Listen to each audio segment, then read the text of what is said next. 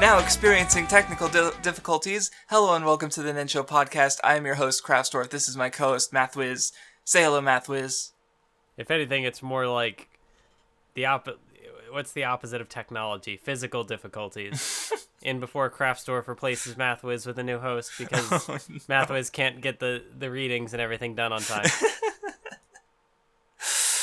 It is funny how consistently you're like, just give me a little bit more time, and I'm like, okay, it's fine, it's fine. I'm just a fast reader, I guess. No, if the audio sounds weird, I guess we both have our circumstances, so just forewarning. Hopefully we'll get it worked out within a few sessions, for reasons we'll talk about.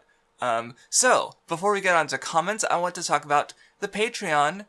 We have gotten about 4 suggestions now, and if you have not sent us a message on Patreon with your suggestion, but this episode was delayed because holidays, sorry, it happens, so next time, like with the next episode that goes up, the first one of Chimera Antark, we will be starting the poll with, the picks for the what the series we're reading after Hunter x Hunter, so if you're not a patron, you should be patroning if you want to give us a suggestion and vote. Then a week after, so this is between the 2 episodes, I will look at the results of the poll and use that to judge which series we're viewing. If there's a tie, me and Mathwiz will probably find some way to do a tiebreaker. Then then on the second episode of the Chimera Antark, we will have decided what series we're going to be reading after Hunter x Hunter, and then a month after that, we will be starting that new series. So if we need an arc listing, I'll be asking in the comments so that we can have if it's one that I haven't read, so we can know, or that isn't documented. Because the picks are fairly interesting. Like, I was expecting, 5 people suggesting My Hero Academia, and we haven't gotten that yet. We've gotten 0 people suggesting My Hero Academia. I don't know. I'm not sure if I want to say which series have been suggested yet, but one of them is one that I knew of and knew as a popular thing, and even then it's not recent. So it's kind of, I don't know. I've been kind of surprised with what's been suggested so far. So I have no idea how the poll is going to go out because can't wait to do our Eden Zero podcast.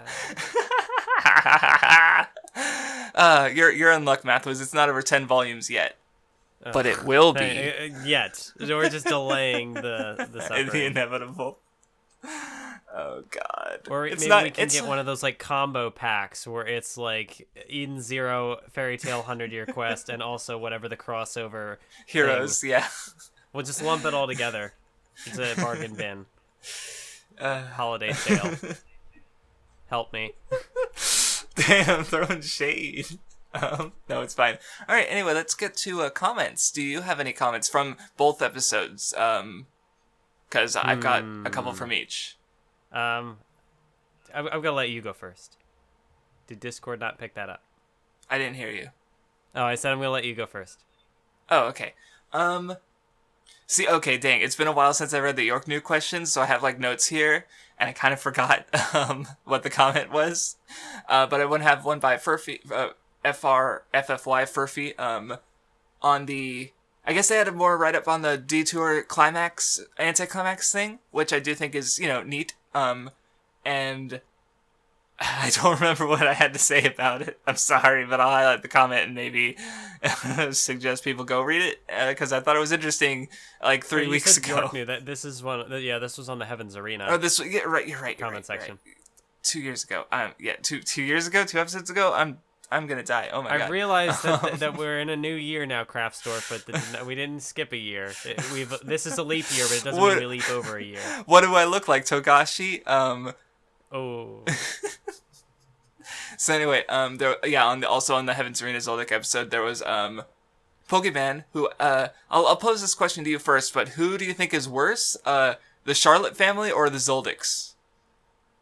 The Charlottes being, Big Mom, of course. Oh, I mean, I don't know if one is... I'd have to think on that one. I don't know if one is even necessarily worse than the other, because they're both, it's hard. As far as, being bad families, but being, well-written... Oh no, I was talking about like bad. Yeah, I'm pretty sure the question was like which is like more like worse as a family to the character, because they're both well written. But even though like it's I want to see more of the Zoldycks because but there's more Charlotte family to come too. I would hope, but I don't know. Because my thoughts that I had was like I think what the Zoldycks have done is worse. Like the way they've like literally tortured Killua since he was a child. Like that's Big Mom hasn't like done that to her children, but I think what Big Mom would do to her children is worse. Like potentially, like she would kill them if like she's threatened with Lola. She's like, oh, you betrayed my family, so and she's done some abuse like with Chiffon, but like yeah, so it's very close. Is what I'm trying to say. They're both really terrible. But you also brought up how there's sort of the like deceptive kindness to the Zoldycks as well. So I don't know. I thought it was fun to consider. Anyway, you go ahead if you have any comments. Okay. So this is the part where I have to admit that I didn't have time to get comments. I passed it off to you first to delay the inevitable, but I didn't have enough time. Disappointed. No, it's fine. Okay. Gabriel Wright had a comment on the York New episode about how like Zushi and Zepile have like they have this, or no, I guess it was inversed with like Zushi, but like Killua had this like physical talent, but Zushi gave him paws, and Zepile had this like great eye for value, and like Nen is sort of like a gap closer with these talents. Though as we see future in the series, there are talents with Nen that are insurmountable, or at least conventionally. Thinking about the next arc.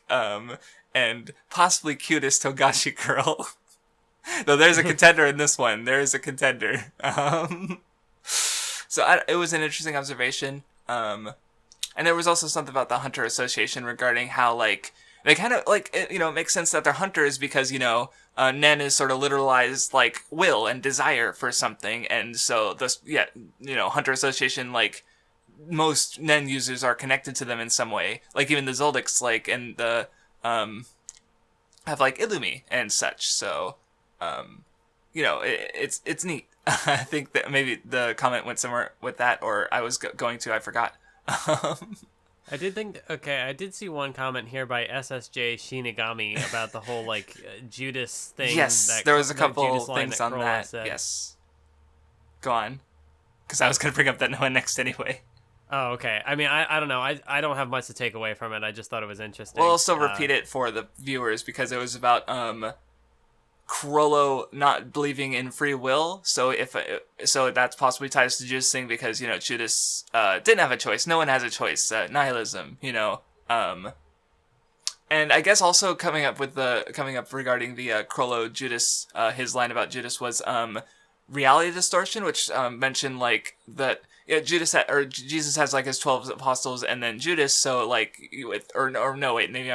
Jesus is with the 12 apostles and Judas was the traitor in those apostles. But with Chrollo, the number is 13. So I think they suggested that Hisoka was the traitor basically. Which is interesting. Not just in context of York New, but like later context, which is getting onto spoiler territory that I don't want to bring up, and also future plot things that we haven't seen happen yet, or I'm not even caught up to the manga. I'm like 10 chapters behind.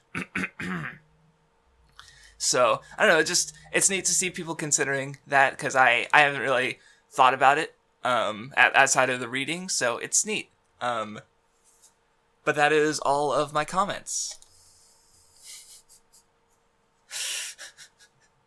I'm just laughing because I told Mathwiz, let me know when you got your comments. And she's just like, I'm ready. And I'm like, cool, she's got comments. She lied to me. I'm sorry, it was either that or we start the podcast like half an hour late. It doesn't take that long to read.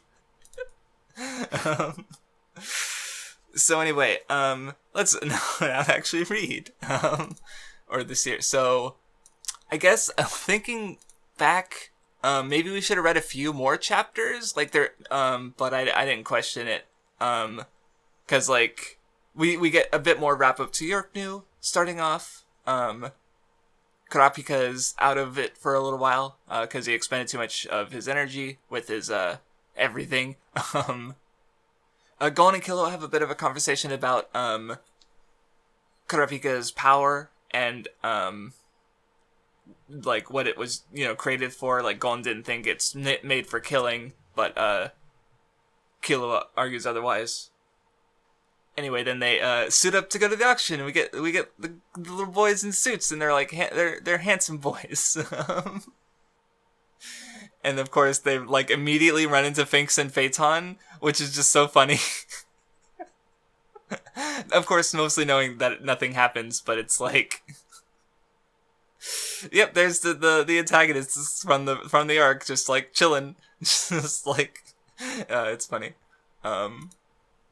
Yeah, it is interesting, as I kind of talked about a bit in the York New podcast, but the way these two arcs like sort of bleed together is yeah, maybe we could have had a different start point. But even then, it's just because the big antagonist in the last arc that we had our big fight, but no, they still stick around for this arc too, and they're doing stuff in the background, which is it's another good way of the way that this arc is paced, because we get like the little cutaways to the troop, but I don't know, especially in the manga form, or maybe it's just because it's been a while since I watched it in the anime, and I don't remember exactly all the dialogue, but people were, while they're like when Genthru is doing like all his plotting and whatever, like there are even mentions like, then there are these rogue players, Phaeton and Finks, that are just out killing people, and they have a couple cards. So it's just interesting how some of the conflicts blend together and play off each other. No, yeah. And it definitely, like, it keeps the fandom troop as, like, relevant. Like, yeah, these are these major characters and recurring antagonists. Like, even if they don't interact with Gon and Killua after this. Like, even though they're on Greed Island. So, and then, like, yeah, it's resolved in, like, a complete anticlimax where Ray's is just like, nah. And he just, like, gets him to leave. And it's great. And, of course, yeah, they do show up briefly in Chimera Ant. But it's neat. But yeah, they talk a bit about Nen exorcism, sort of setting up what's the subplot or a subplot with the next arc or Greed Island. And of course, we also get a little kind of like Finks flashbacks to like, why aren't you kids trying to escape? And they didn't want Kurapika to become a murderer, like the troop, and which ended up helping them in a way, but like he says, Paku was thankful to you. Like, good interaction. And then we get the auction, which I don't remember if all these details were in the anime or not, but I don't know. It's neat, more the sort of world building with just like, here's how the auction works, like Colin accidentally doubling the bid. Yeah, there might be more into like the specifics that especially with how the 2011 anime was paced, where it kind of went through everything not like too quickly, but it definitely, I don't know, it was a faster paced adaptation. So some of the little more minor stuff, like here are all the ways that you can bid on an auction, and there are a couple other details like that. Mm-hmm. So I don't know about your overall thoughts about Greed Island now, but getting into that, like, those minor details and stuff are kind of why Greed Island is my favorite arc going right now. I mean, yeah, like it is, especially because when you get the layouts of like, here are all the cards, and and we really get like the nitty gritty details of how the game works. You can tell that, I mean, like Togashi, he's a gamer. He knows what he's doing. He knows what kind of game he was making here. And I almost feel like there is a degree to which I feel like this is probably one of the arcs that Togashi probably had the most fun writing out of. I mean, maybe that's not the case, because this was also the time when like this was really the end of Weekly Hunter, the end of Weekly Hunter Hunter. Right. So like we read the volume, the official release, so we didn't have the original like art. It actually looked very good and consistent in the volume releases, which was great. But yeah, no, I love having the ability to just stop and read all the cards. Like, and you don't have to. Like, they're like in the volume extras, you see all the 100 reward, or like the required cards, or not all, the 99, I think. But it's a case where like the anime adaptations. Yeah, I don't. And again, it's been a while since I saw the 99 OVAs. But like from a plot perspective, it's understandable why some of those details might get cut out, because not all the cards contribute to, the story. Like, some of the cards get mentioned. There was one that was like pregnancy stones or whatever that I was like, that's an interesting card to have, but obviously it's not like a major plot point. It was just kind of there. Right. Well, it shows Togashi, he's like putting in the work of like, here are all the mechanics of this game, and here are all the weird, wacky ideas I might have come up with. So like, this arc in particular makes me think of like, if Togashi was born 10, 15 years later, whatever, would he have been like one of the, or maybe not even that long, but like if he had gone down a different path, would he have become one of these like isekai oh my god, on, what's the platform, Shousetsu or whatever? Yes, Shousetsu ni Naru, let's write a novel. Yes. That's it. You say that and I'm like, holy shit, you are totally right. If Togashi didn't become a mangaka and was born like later, or more recently rather, he would have. I'm not even sure. I can see that. I'd even check this because I wasn't sure how age was even a thing, because Reki Kawahara is not that much younger than Togashi. It's only like a couple of years off. So it might not have even been I'd assumed an age younger thing. Yeah, it's because he really loves Shonen Jump, like he emulates aspects of it in, like incidental things in his work, as I've talked about. Like he's so adherent, like wants to be in Shonen Jump that like even if Hunter x Hunter isn't like capable, like I feel like he might be better as like a monthly series or something. So there, I feel like he could make a concession, but no, he's in Jump. It seems like he wants to be there for whatever reason, even if like he hasn't had a chapter in a year and a half now. 2019. Actually, maybe 10 years would have been right, because Togashi's, according to Google, Togashi's 53, Kawahara's 45. So maybe 10 years would have been a more accurate. Anyways, sorry, go on. No, yeah, it's so yeah, it is interesting. Well, what I wanted to talk about though, like I was expecting to get to it later, because the moment it really hit me was when they were doing the information trade regarding Genthru being close to it's close and going with like, here's how we got the Wild Luck Alexandrite, like that kind of stuff. And cause like there was just other little details that came in, and like I really like Greed Island in part because of the world building. Like I'm tempted to say that because we get all these little mechanics and stuff, Greed Island is world built better than the rest of the series. Like not that Hunter x Hunter doesn't have like an interesting setting and stuff, it's just like we've explored comparatively little of it, I feel. Like it was only fairly recent in the manga, like we see, here's these major countries that are allied and stuff, like where like Greed Island, like there's we get the point is like go and playing the game, and like there's just like, these little asides and like you could do this and this. And I think what I really liked about the arc is like here's why Hunter x Hunter is a fantasy. It's not fantasy because all the monsters and the magic martial arts. It's fantasy because there is a video game that you can play and explore and talk to other players, and you can't just Google the answers on the internet. Cause that 100% like kills the like the exploration factor in so many games. So, like for me, because I know like if I'm lost and stuck, I can't just ask. I could ask another player, or I could just fucking Google it, because it's like, and that kind of like kills that aspect of games for me, because like, well, it's already there, And where Greed Island, like, as they go through it, that's not the case, like, even just the fact that the game exists is kind of like a secret. And that's, I like that. And, like, I want to play Greed Island and not be at risk of death or anything, basically. Like, that's what the game makes me want to do. And it's so, I like this arc a lot. And that's part of it. That's part of it for sure. Not that there's not a lot of other good things to the arc. I just wanted to talk about that one. Because it's great. And maybe it does show Hunter x Hunter's age, because like I was playing Sekiro and it had like, there's this character who's looking for a pinwheel, and it turns out there's like 3 different kinds of pinwheels you can give him. Go away. Anyway, I forgot where I was. Sorry, I got interrupted. So going back to it, the details are nice.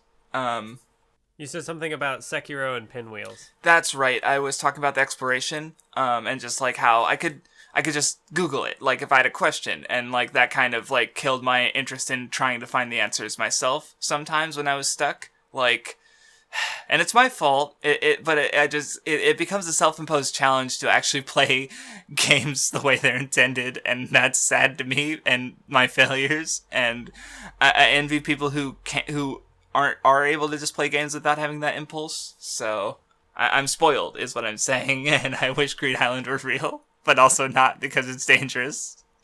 And I think what also say if we were present in the world of Hunter x Hunter playing Greed Island, well, we would have had to have unlocked Nen, and that's already enough of a barrier. But we probably would have been one of those people just like stuck trying to get. We might have been one of the victims of the bomber to get the cards. Right. And of course there's also like, I think the fact that Togashi shows off all of the 100 cards is like, you can pick which one you want, basically. Like, or you can imagine like, oh, if I won, I would pick these cards and maybe come up with fun like combinations. Like Killua mentions, oh, Risky Dice and Fickle Genie, where you randomly get him to choose the best wishes that you gave him. And like it's neat to consider. I think I saw one that was like it was like hard work dwarves or stuff like that, and like when you're sleeping they do work for you as long as it's work that you could have done. And I'm like, so you're saying I can get them to edit my videos while I sleep? Like that was an easy consideration right there. So yeah.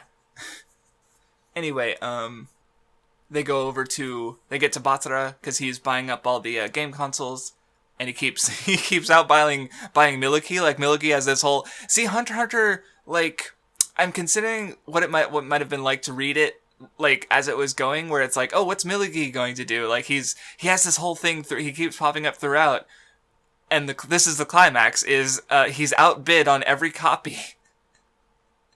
And he doesn't get to play Greed Island. He's just like, I'm gonna go home.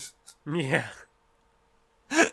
And of course, yeah, later on with Greed Island, there's like the Phantom Troop. Like, oh, are the Phantom Troop gonna pull some shit and try and rob the game? No, they literally just can't. And they get scattered around the continent, and they aren't seen for the rest of the arc.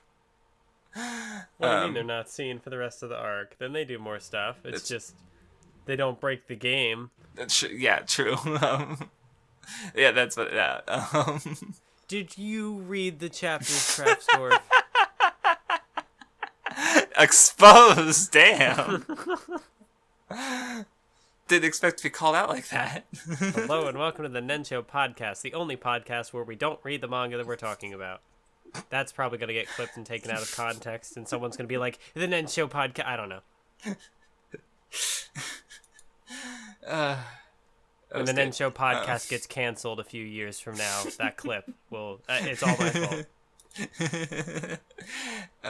There's better reasons to cancel us, I'm sure. I don't know what they are yet, and I will hopefully never know. So anyway, but yeah, they do their they show off their Nen. It does not impress because there's a lot of unwritten rules to how it's supposed to go, basically. Which they find out later, because yeah, they're still very inexperienced. Gon gets pretty pissed off because, you know, he very much like wants to be recognized. Like you see it later with Genthru, and we saw it before with Netero, where Netero's only using 2 of his limbs, and and Gon wanted to push him harder. And with Genthru, he wanted Genthru to use his like flower, his like dangerous attack, because he was being looked down on, and he's an idiot. But he I don't know. It's interesting. Because I'll get to Genthru later. Because I don't know. I appreciated the arc even more rereading it when it was already like comparable to Chimera Ant as far as my favorites go, which is already saying a lot. I think considering how like Chimera Ant is by Hunter x Hunter fans. So, but anyway, I think another connection I had noticed that I thought was kind of interesting, and I don't know if it was intentional or not. But thinking back to like how when Leorio is first introduced and he has the line about, oh, everything has a price, you know, you can even buy lives with money. But here in this arc we have Batara, who literally just like spends his entire fortune on these copies of Greed Island, and he has all these people to go in and get this thing for him because he's trying to I mean, I guess Yes. this like spoils what happens with him at the end of the arc, but it's fine. I don't know when I'll ever get the chance to bring him up again. I think I've spoiled things farther than this already, at least on the podcast. So well, we sometimes try to go chronologically. Yeah, no, it's fair. We try, but then there's sometimes little things like, or even like I'll allude to things later. But anyway, no, this is within the reading, so I think it's like, fair. With this guy, he's kind of just more there to, he's more of like an excuse for things to start in the arc, as opposed to being like a major influence. Well, never mind. Anyways, he like spends all this money on all this stuff to try and like revive, or not revive, but like heal this person, yes. so that they don't die. But it doesn't work. Like, no matter how much money he spends and how much time and resources he puts into, he runs out of time. So it's almost like an indirect counter argument to the Leorio thing about, like, you can even buy people's lives with money. Like he had said with his friend, like, if we'd only had the money, we could have, my friend wouldn't have died. But even in this case, that's not necessarily true. I don't know where that's going to go for Leorio's character arc, if it'll have any connection at all, but I found it interesting. Yeah, and like there's definitely like a kind of, I feel, line drawn between like desire and greed this arc, but because it's called Greed Island, so of course it's going to explore greed. Like I wouldn't call Batsura greedy, but I guess the thing with Batsura is that he's not enacting his own will. Like if he really wanted this thing, then he would have learned Nen and done it himself. If he wanted to actually accomplish this. But he's relying on other people, and those other people, they're in it for the money. Like once the reward stops being a thing, they're like, yeah, we give up, and Gon and Genthru are the only ones playing. Because Genthru wants, we don't know, and Gon just wants to play the game. So like, yeah, it's neat. It feeds into the conflict, and that's good. Anyway, we sort of see the Phantom Group also acts as like they're good for the world building of Greed Island, because they kind of help to explain how the game works. Like they're the only ones who really try to subvert the rules. So we get to see the only like the administrator or game master card that Razor uses. Like it's the only one we see. There's presumably others, where he's able to like these really powerful Nen abilities that are only used to help the game run and stuff. So, but yeah, we see them every so often, like sort of like as they're trying to like mess with the game and get into it, and because they want to steal stuff because it's got a lot of valuable items that you can only get there, and then they don't.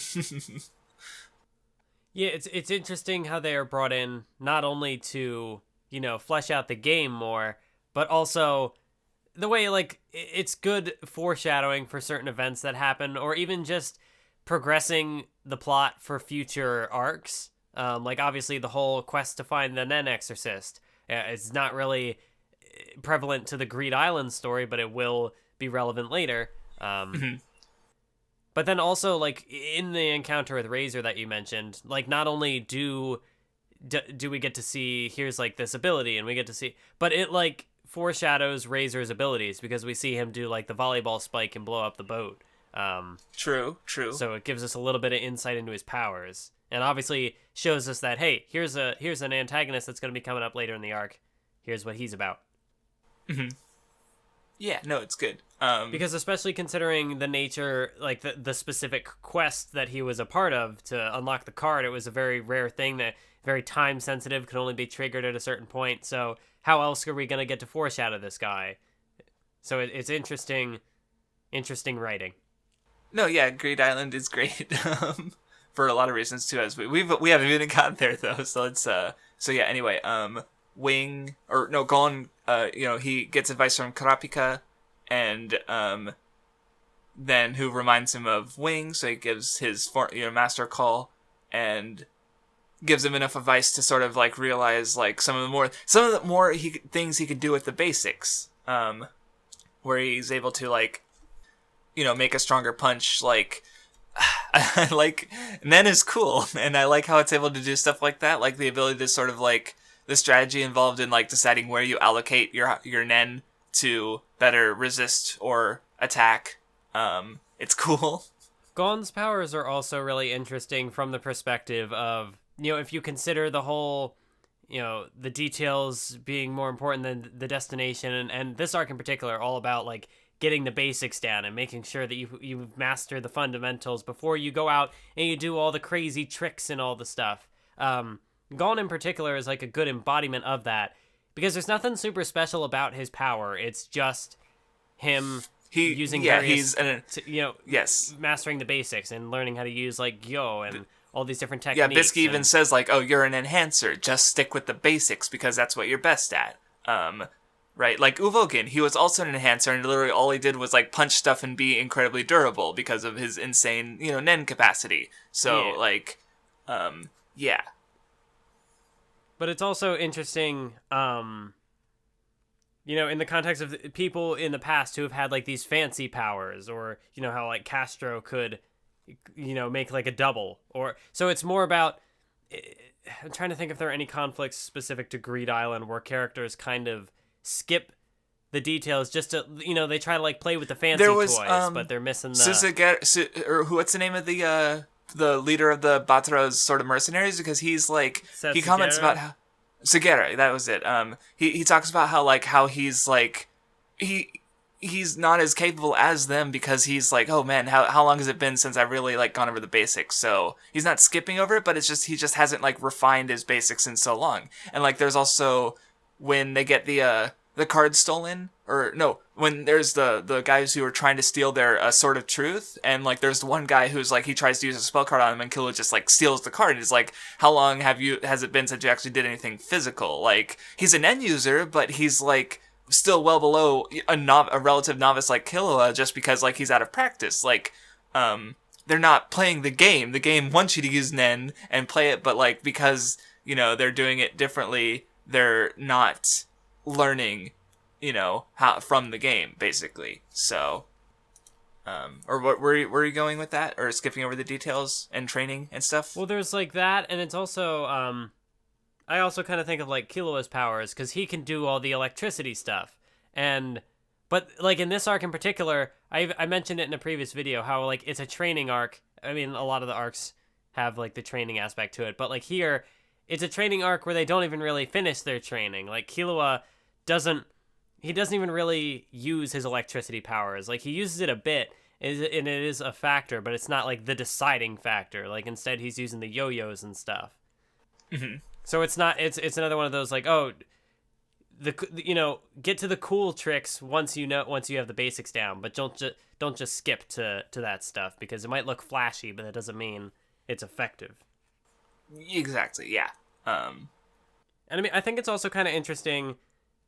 Maybe this is stretching the connection a little bit, because I had already talked about how in Heaven's Arena, the guy with like the electric whips, kind of tied into Killua's backstory about the whole electricity thing and how he was tortured as a kid and whatnot, and that was what that's what kind of led to his powers here, where he just turns, which might have been yes, it might have been a retroactive decision, or it might have been planned from them, but yeah, it's good to have them connected, right? Because then the thing I had also, to go take that even further, and like I said, maybe it's a bit of a stretch, but how the guy had like the whips where he could use them as weapons and also use the electricity. Killua has his yo-yos where he can use them just as like, these big heavy things that'll just like, like he dazes his opponent by like smashing them in the head and whatever.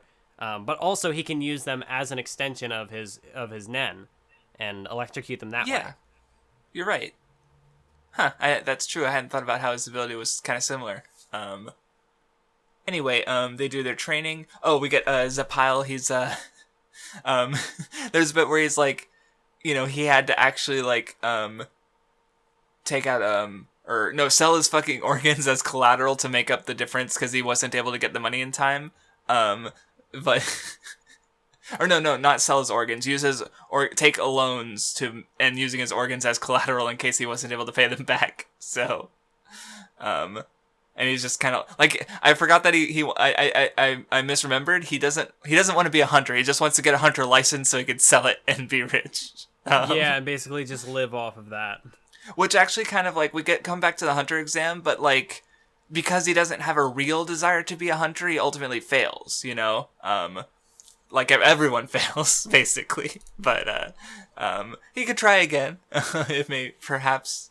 But anyway, Batra buys out all the Great Island consoles. Milikis goes home, and we get to the tryouts for the Greed Island, for playing with his mercenaries. I guess you could call this a Nen Show within the Nen Show. The title, the namesake of the podcast comes into play. And there's like a bit of a mind game thing as they kind of learn how it works, because they're newbies here, so but at the end, it doesn't matter whether they go first or they go last, because it's not really first come, first serve. It's based on merit. And like they said, is, are you able to, because, they don't want players just taking up slots in the game. So, God. Okay, I forgot the exact line, but Killua said that he's literally been electrocuted since he was a baby. Like, fuck the Zoldyx. Holy shit. Like, I knew kid, but literally an infant? Like, fuck. Okay. This poor kid. Like, there's such a good line from Bisky where she had said, it's terrible, it's tragic, this kid's life must have been hell. It's a miracle that he can even smile at all. And that ties into one of my favorite moments of the arc, but we'll get to that. But anyway, Gon also passes. Suzuki-Ada's, he's like, sheesh, I'm afraid of him, when he's gonna grow up to be. And of course, everyone, we see who passed. We keep seeing Bisky, and I'm like, yay, Bisky. I love Bisky. Holy, she's so good. But yeah, they get taken to the area where they're playing, and we get to see the game. Gon goes inside, learns some of the mechanics. See, a lot of this might go fairly quickly, because a lot of it is like, a lot of the arc is explaining things the audience needs to know. Like, I was still engaged reading the whole thing for, like, this is the second time I've read it, and the third time I've experienced it, and I still was fine with relearning everything. Like, I was fine with it. If people are bothered, that's fair. Hunter x Hunter has a lot of words. Like, there's literally the whole page, like, 4 pages of just the spells, of like, here's memorize these within an hour, or stuff like that. So yeah, and obviously some of them were important, some of them were set up, but like not all of the spells are going to be used. Yeah, that goes back to like what I like about the world building, where you see all these other spells and you can imagine how they might be used in the gameplay, but they don't matter for really. But we get them anyway, and it's cool. Because, like, one point, it's so small, it doesn't matter, but because at the end of every episode, they would have, like, oh, let's show off this card. And, they only showed off cards that were, like, being used or important, and I'm like, why didn't you show off, you could have shown off the other cards, because that's what I liked about, that's one thing you do not get in the anime at all, and I like having that detail in the manga. So, anyway, what were you saying? I don't even remember. It probably I'm sorry. Wasn't important. I interrupted. I'm just looking at these chapter titles now, and I thought a funny little gag that Togashi did was all the chapters where it's like, to Macedora, part 1, part 2, part 3. To Macedora? Are they really going to Macedora? And then at the very end, there's the one where he's like, they already made it to Macedora, so I guess I'll come up with a different title now. I didn't. I don't pay attention to chapter titles as much as I should. That's funny. Because, they it was, that's funny. Oh my god. I didn't think about that. It's so good. Anyway, they get their first encounter with another player and sort of reveal their inexperience where they just don't know how to deal with spell cards at all. Like, Killua gets fucking pissed, like, what did you do to me? And he's got his spooky face. And the dude's like, I'm out of here. So, very mood. And oh, that's right. They get brought into the fold of the group that has Genthru in it. We're gonna team up and clear the game, and Gon ultimately denies him because they just want to play the game themselves, sort of, and they end up playing it how it's meant to be played. Yeah, and I do really like I like the introduction of Genthru, and I like his character design a lot, because he kind of is just a dude. Like he doesn't, compared to especially coming off of York New, where we saw like the troop, where some of these characters have some pretty not cartoonish, but like there are some fairly detailed designs. Like you have the guy with like the gun fingers, or Phaeton's got like the spooky look with the cloak and stuff. But Genthru is just kind of like a guy. He has glasses. Yeah, he is obviously not a background character, but his design is much more comparable to like there's the I forget his name, the one guy with like the stubble who gets like killed later, who was talking to Gon and Killua during the tryouts. Then there's like the other guy with the light hair and the stubble, who's one of Genthru and one of the founders, or rather, and the Exorcist, of course. Like he introduces us to all these like relatively like clear designs. They're not like they're not as like incredibly distinct as like the Phantom Troop, where they're just like over the top in that way. But like it is just a very toned down design, and it does help. Like I don't see, it's been so long since I originally read the series, I just don't know my initial reactions at all. Like so yeah, because I have that similar where it's like I go into it, I'm like, oh hey, there's Genthru, main antagonist of the arc. Right. For the first time, maybe you'd see it and be like, I could see him easily just blending in. It's not like, oh, this is the bomber, this is the bad guy who's gonna. Yeah, see, that was also me, like, to compare to similar incident in Water 7, where I don't think you had that, where it's like, I'm like, oh, look, it's Lucci and Kaku, main antagonists for the arc, and you're just like, oh, weird shipwright designs, I think, because you hadn't really been spoiled on that one, so. Yeah, because it's just like, oh, guy with a pigeon, okay. Oh, major assassin and the final boss of the arc, right. Nope, yeah, it's always, rereading is it's always gonna have that extra context. So, but anyway, we get the. Oh no, I guess I was wrong. I was misremembering. But there's this moment. It got to me because like they decide to leave, and because they talk about how to like how. Because Gon didn't, or the group was talking about how Jing's game it's a game of slaughter, because of all these murders going out, because like there's two people too afraid to play the game and use their spells, which is causing issues and their cards in general, which the game isn't flowing, so they're having trouble getting the cards, so it's actually become easier to just kill people, even though there were rules to de-incentivize it. And like, because kind of how I saw it is like Genthru is the one who made it a game of slaughter, because he's the one who started slaughtering players, because he's trying to get the cards that way, where no one's playing the game properly. They're trying to find the shortcuts, and they're not exploring the game and such. But and like you get. Well, because like it also comes up later at the very end, basically, where Killua is talking about like how everyone Genthru killed was playing the game and knowingly risking their lives. Like they can't like really condemn that as cruel and brutal as it is, especially when he admits that he's killed way more and stuff. So like like Gon and Killua agree that like we don't want to kill people, and like they.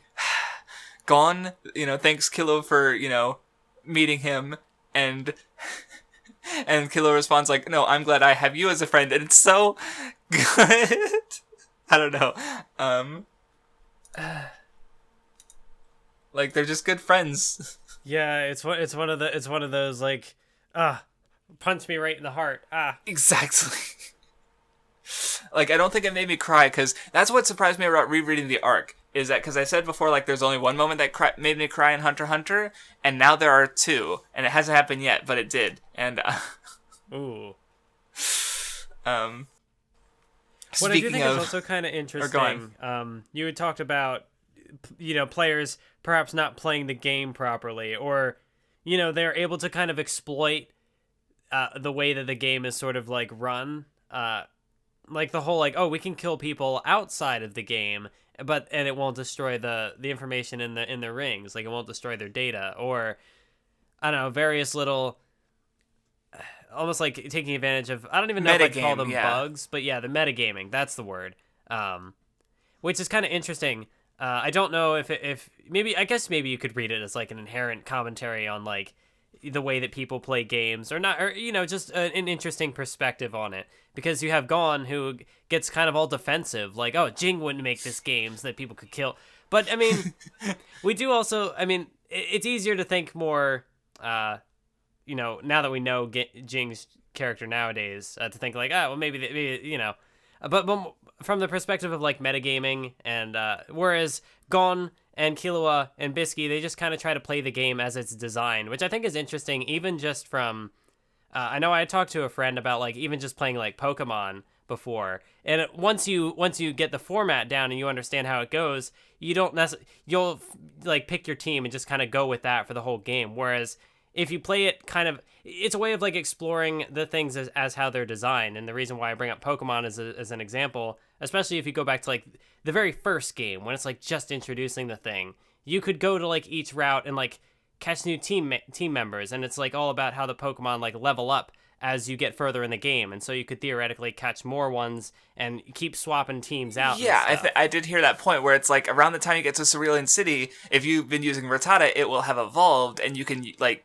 swap it out for another party member. So it's looking into like how the game's kind of it gears you towards doing certain things, or like it incentivizes you to do these things. And so like with Greed Island, if you play the game sort of the way it's designed, like Bisky kind of figures out, with all the monsters, you can like level up through the monsters, and that increases your Nen ability and like makes you better, and it teaches you all these different skills, because it's like Jing designing the game for his son, or even not necessarily doing it, but like he had this game in mind and was like, hey, I'm gonna try to make it this way so I can show it off to my kid and see if he'll like it. So it's kind of like, we're not gonna get too much into like, oh, is Jing the fatherhood of Jing? That we'll save that for a later discussion. But like, just as far as like making this game and like having it as a way so like it can make players better, like better hunters and stuff, it's really cool. And thinking about it, Pokemon is a really great comparison, because like, yeah, that's how the game sort of like wants you to play, is like by swapping out your team and getting because it does reward you, even if it's just a cosmetic thing, for filling out the Pokedex, and changing your team helps you fill out the Pokedex more efficiently. Because most people, like I myself, stick to the team of 6. Where compared that to Hunter x Hunter, where it's like, obviously the greed is the theme, and if you get too wrapped up in greed, you will sort of avoid playing the game as it is intended, and kill other people, like bully them for cards, like. And because the final card, you have to answer a quiz, and Gon and Killua have been playing the game less like than most of the other players, yet they do best on the quiz because they actually played the game. And so like at the end of the day, like I think Gon like finishing the game the way he did, like incentivized other people to also play it properly, because like, oh, we need to understand the game, so we should just play it naturally, kind of thing. Like that's how I would expect the game going forward, now that the secret last card is revealed. And like, so it is kind of interesting to consider how like playing the game, even if like the mechanics of the game allow for alternate things, like playing it by the way it's designed is more efficient. Because like also another thing with Pokemon is your starter. A lot of people, especially younger players, just like level up their starter to level 80 by doing everything with them, and then nothing can stand in their way. But that's even worse for their Pokedex if that's something they want to do, because they're literally only leveling up one Pokemon. So yeah, it's neat. Games are, like Togashi definitely like gets games, I think, and that really shows in Greed Island. And like you said, his love for games, because that's kind of the meme. It's like, oh, Togashi can't work on Hunter x Hunter, a new Dragon Quest came out or something like that. So I think another point of contrast I thought was kind of interesting was how, again, like you have the people metagaming, like you have the big group of players that Genthru is originally a part of, and he's obviously there to like sabotage them, but they're like, oh, we gotta max out this certain kind of card, and like they realize that certain cards are more valuable or more sought after than others. So it's, instead of just playing the game and kind of getting them as they go, it's more like, oh, we have to monopolize these and make sure that no one else can win before us. They want to win, right? And then obviously that plan doesn't work for them, because in one way or another. Yes, because they can't get the beach card, or the one that... Well, because you never had like a group of 15 to fulfill the conditions to go to that place, to get that card. Yeah, it's good. Anyway, we also get Bisky, she's like, oh man, look at those little innocent boys. I want to ruin their friendship. And that's how Best Girl is introduced. Yeah, it's also kind of interesting to, if you consider like the Gon and Killua friendship as sort of like a rivalry. This could have been the point where, like, when Bisky first showed up, maybe readers were thinking like, oh, are Gon and Killua gonna split up in this arc? Is there gonna be a ooh? But then, of course, that's not what happens at all, because she gets up to them, and then it's just like, wow, these kids don't know how to use their powers. They have talent, but they don't know how to use it. It's my duty to forge them into diamonds. Her natural instinct for being a teacher gets the better of her, and it's very good. Yes. Yeah, because I like her little running commentary. She just keeps getting like progressively more pissed off that they're not doing things the correct way, and she's like, "Why aren't you doing this? Use your talents! No, you're squandering them." She's so good. But a little before that, we get to they do the rock paper scissors tournament to win the Sword of Truth. I kind of already talked about it a bit, but like, they. See, it's they're smart, and they like understand, once they understand basic mechanics, like they do some things to stave off the original the first robbers, basically, but then they run into the experienced players and they lose their card. Yeah, I also really like the little how the first guy who shows up, he even gets like a little small, he gets like two or three half a page of like this internal narration of like, oh, I've been stuck in this game and we need to get the, so like he has his motivations for doing what he does, and then it's just like poof, plan failure. Yeah, well, they even mentioned like, oh, people just live in the game, and here's one of these people. He's got a wife, he's a job, like he just lives in the game. So yeah, it's because I think he's the only one who we outright see who's like, or hear about who is, has that in mind, but yeah. Oh, that's right, I forgot. So yeah, Gon and Killua get the map they're gonna go to Masadora, and on their way out they run into Bisky, and she's like, let me go with you, and they're like, no, and she gets pissed off. You'll slow us down, and she's like, what the hell did you say to me about me, you little bitch? Because she can crush them. See, I guess I could see, the more I think about it, I guess I could kind of see how, people might not like, because there are people who don't like Greed Island as much compared to like York, New York, monsters. Or no, it's fine. Or Hunter Exam. Go on. And I guess I could maybe kind of see why, because like if you interpreted it as like, oh, the plot of this arc is beating the game, and it's about like getting through and all the stuff with the bomber and trying to defeat the bomber and stuff. So if you read it as that way, we have all this like distraction stuff, like people are training and all these little side quests with games and fleshing out the stuff, when really like that is the plot, and maybe people will just kind of misunderstand, or maybe they're not as much of a fan of the whole, because again, this arc is very much so the focusing on the little details on the way to the destination, because that's all part of exploring the game and stuff, and so maybe they just aren't as much of a fan of that, or I didn't think about that, because Jing is the one who tells Gon that line at like the end of the 2011 anime, and where we're gonna stop reading. And yeah, of course they make a game where the only way to beat it is by exploring it and understanding the game and knowing all the little details, because they are the most important thing in the end. I hadn't made that connection. That's good. And yeah, like, and I will say, yeah, there's legitimate reasons to not like the arc, because there is a lot of like dialogue and exposition explaining how the game works. I like getting that, but I'm not going to expect everyone is going to want that, so stuff like that is fair. And for the 2-part video series, Why You Don't Understand Greed Island. Are we both gonna make Greed Island videos? Is that what's gonna happen? Gotta give it like the Nuxtaku title. Like, no one understands Greed Island. It is a good arc though, really good. Anyway, we get more of the Phantom Troops sort of talking about the game. I also really like the Well, sorry, like there's stuff with the Phantom Troop, and they're figuring out like, oh, the game is in real life, and there's all this. They're not even focusing on the game. Who cares about the troop? Because we got to talk about the bandits and how, oh, we got to go fight these bandits in the forest. Oh wait, actually, it's funny because they do end up being bandits in the end, but not in the way you'd expect the bandits to be, because they do end up taking everything that Gon and Killua have, but it's not through like combat and stealing it. They just like they have the sick kid, and they just kind of like. I don't want to say like guilt it away from them, but they like they even take their clothes. And it's like, okay.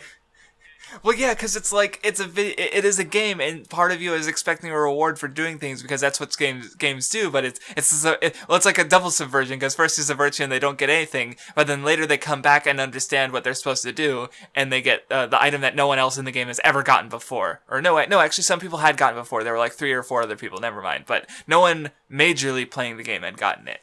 Like none of the major players at this time. So. And it was also one of those items that people could kind of.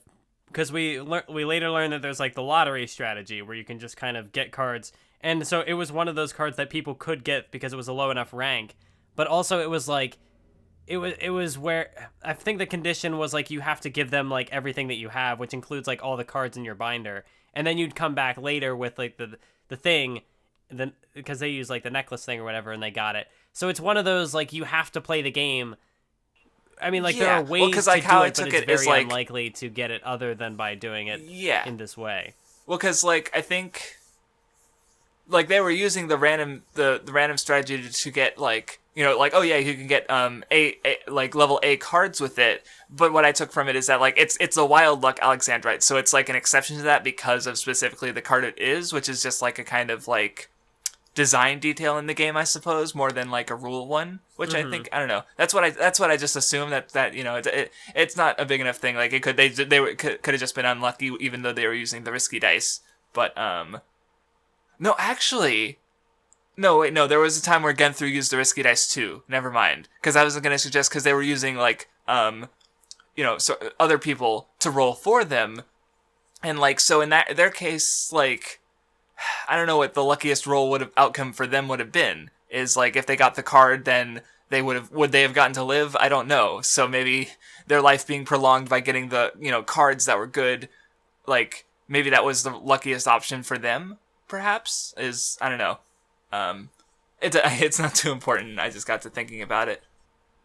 But yeah, I am looking back on the troop thing again, and just like more of like the metagaming, like, oh, I have this Nen ability that can copy cards, but it doesn't work because the game is designed that won't happen. Or like Shizuku's ability to just like suck up special items, but it's like, nope, you can't do that either. So the game is well built around people cheating with their Nen abilities. Yes. Yeah, and it fits with like just how Nen works, because like how I saw it is like the reason they're able to have all these different abilities with all these different it's because of all the limitations on them, like because you know Nen abilities become stronger with limits, so they're able to do all these things because you know they're also strong Nen users, but there's also like multiple Nen users working together to construct this game, which is also really interesting. Yes, it's all cool. Like yeah, Jing's like yeah, I'm gonna make a game, and he does, and it's a good game that I want to play. Kind of, not really. So anyway, they go out into the wild and start running into monsters who are weird and need specific ways to beat. And yeah, we get the part where you mentioned earlier where Bisky's watching them, and she's like, her inner monologue is giving like explaining the puzzle, and also like showing the gap between them and her. Yeah, and the of course, part where she says like, where Killua's like, oh, we the one monster we fought was rank G. This one is probably rank A, and Bisky's like, wrong, it was rank E, and it just shows like how far they have to go. Well, yeah, she's already like got the card for it, and I guess it also ties into that idea we've talked about before, where it's like if you are below someone, you're only so capable of like telling what the difference in power is. Like specifically, this is like really early Nen Show with when Sasuke assumed Gaara was as fast as Kakashi, which is obviously not true, but you know, being below them, in speed he couldn't tell. So similar idea. And yeah, Bisky like immediately, like, you know, before she was doing the weak girl act, and now she's coming in with like this authority and like knowledge and like, hey, do this, and then she basically starts training them immediately. Like I think even later she's like saying that she'll train them or what was it? Yeah, I guess they do the deal, and she's like, well, I'm already training you or something like that. And I also love the gag where it's like Bisky tells them her age, and Gon's like, wow, you're 57 years old, and Killua is like, you're ancient, and he just gets like slapstick punched. And that kind of happens multiple times because he has no sense. And we also get Beanolt, the murderer, the bounty hunter, and Beanolt's also really good. Yeah, this fight, this was one of those. So there are a couple. I feel like there were a couple different connections I had thought of with regards to this. One of them being, it does the 2-on-1 thing again. So it kind of, I don't know if it's necessarily a callback, but it definitely shares parallels to the fight with Netero on the blimp back in the Hunter exam. And a cool difference there is that when Netero, in the conflict with him, when Killua realizes that he's outmatched, he gets pissed off and he leaves. But here, but of course it's Gon who uses the chance to like keep training and improve his abilities. So then here, when Gon is like, hey, don't finish him off now, we still have time, let's use this. Killua doesn't, Killua backs off and he's like, okay, yeah, that's smart. Let's go ahead and use this so that way we can take him one-on-one. So Killua is kind of able to. It's a little bit of character progression, a little bit of growth. Yeah. He's not seeing Beanolt as an enemy. He's like going along with Gon's pace. See, I thought you were gonna mention how like because Beanolt himself, he like he seems like he's this murderer. Oh, he's gonna want to kill these kids, and then he uses his power on Bisky's hair, and like he recognizes how capable she is, and now he stops being a murdering bounty hunter, and he wants to fight her as a martial artist. Yeah. And so he immediately he very quickly he's not just like a one-note guy. He's a bit more nuanced than that, and he gets wrecked. But I don't know. I like Beanolt. He's good. It's also the other parallel I was thinking of was in regards to Razor, because Razor is another criminal guy.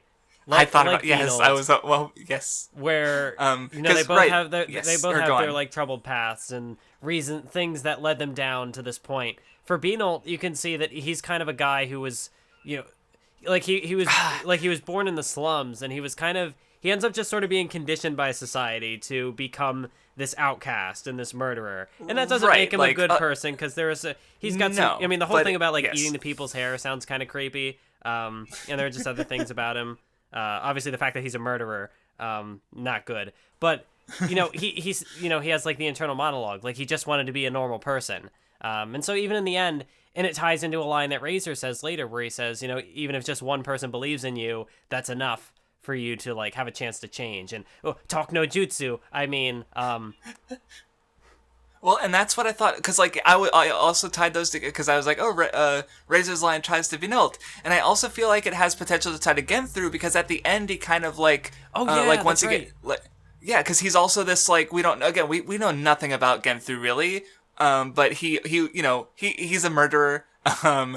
I don't know if everything has gone right for him either, but Gon was like they went into the fight prepared to they didn't want anyone dead, and just completely away, not what Genthru is, and they ended up and he sort of he chilled out and had an interesting reaction to that, I think, and it was similar. So I don't know if he's ever going to show up again, but it would be interesting to see if he has a sort of Beanolt moment where he calms down a bit. Even though he was this horrible sadistic killer we don't see Beanolt's killings, we only see the normal version of this version of him where he's being used for training. But I definitely picked up on that idea, and it's good. It's smaller, but it's still good. It'd be really interesting to see Genthru come back now, especially to see how people would react to that, because some people consider him to be an underwhelming antagonist compared to other Alexander did a whole video on it, because I've heard people say One Piece, it caused this preconception that like, oh, all villains need good like backstories or something like that, which isn't just One Piece, by the way. But One Piece is also like a symptom, not a symptom, like a symptom of the issue of thinking that we're with Hody Jones.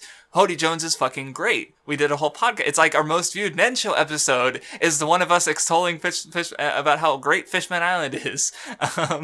And Benoit, or not Benoit, Genthru, I think, like, he offers plenty to the arc, even though he's very similar to Hody in that, like, yeah, he doesn't have a backstory or anything. Like, he's just this, like, we don't know what cards he wants. We don't know. He just wants to win Greed Island his way. And it's thematically, it's the wrong way. So he's the antagonist. And like that's it, but I think he's really effective at that. And yeah, like you said, there's a possibility he might show up again and more redeemed because of like how he ties to Razor and Benoit.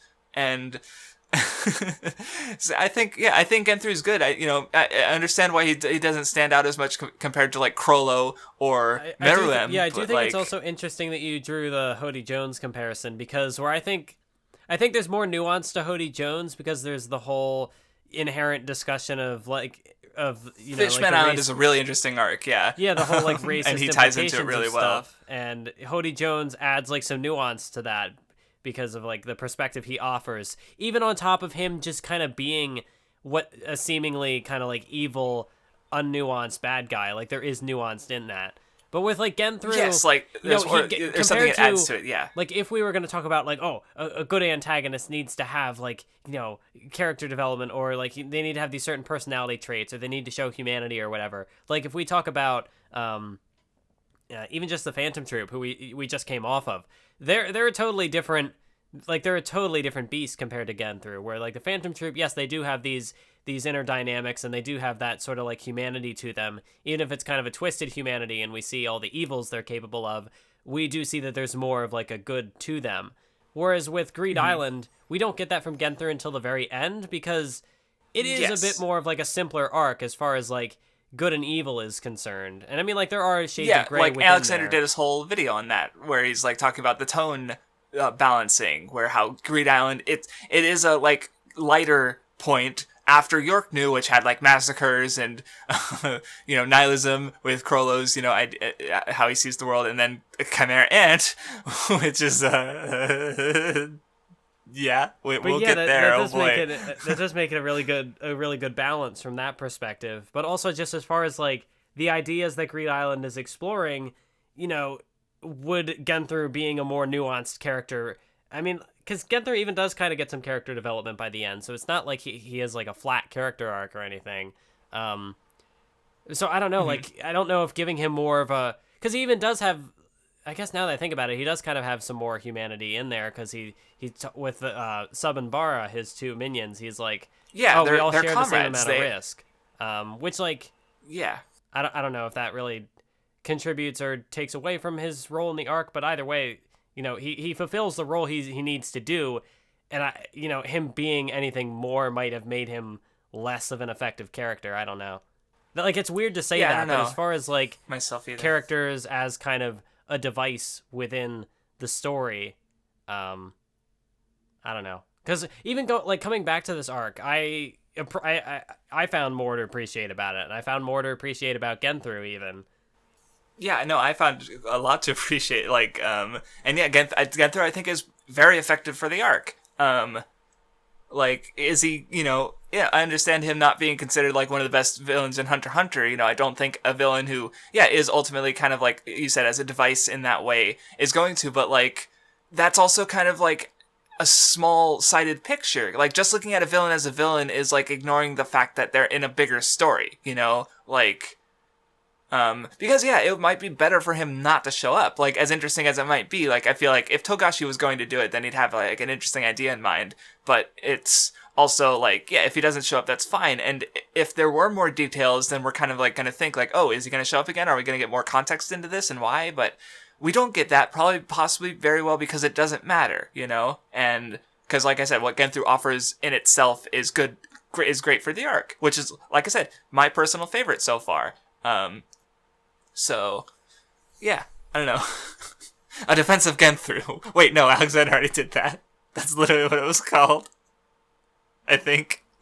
But yeah, because even kind of how to try and tie it back to kind of how we got here, like even the dodgeball game with Razor is, I don't know, because at first I would have definitely told you that the dodgeball game with Razor was a better fight than the final fight. But now that I think about it, the way that the final fight, like the way that Genthru's powers are themselves, like the ultimate culmination of, you know, the training that Gon and Killua do to master the basics of Nen, and how like where he applies the power in areas, and how that gets defended, and the way that the things that says about Gon, and even the way that like Genthru's personality is kind of reflective of certain aspects of Gon. Like when he even says, he has the thing about like, oh, when you're bargaining, you have to show just how crazy you are. But then later, when he's fighting Gon, he's like, oh, you're kind of like me. You're a little insane.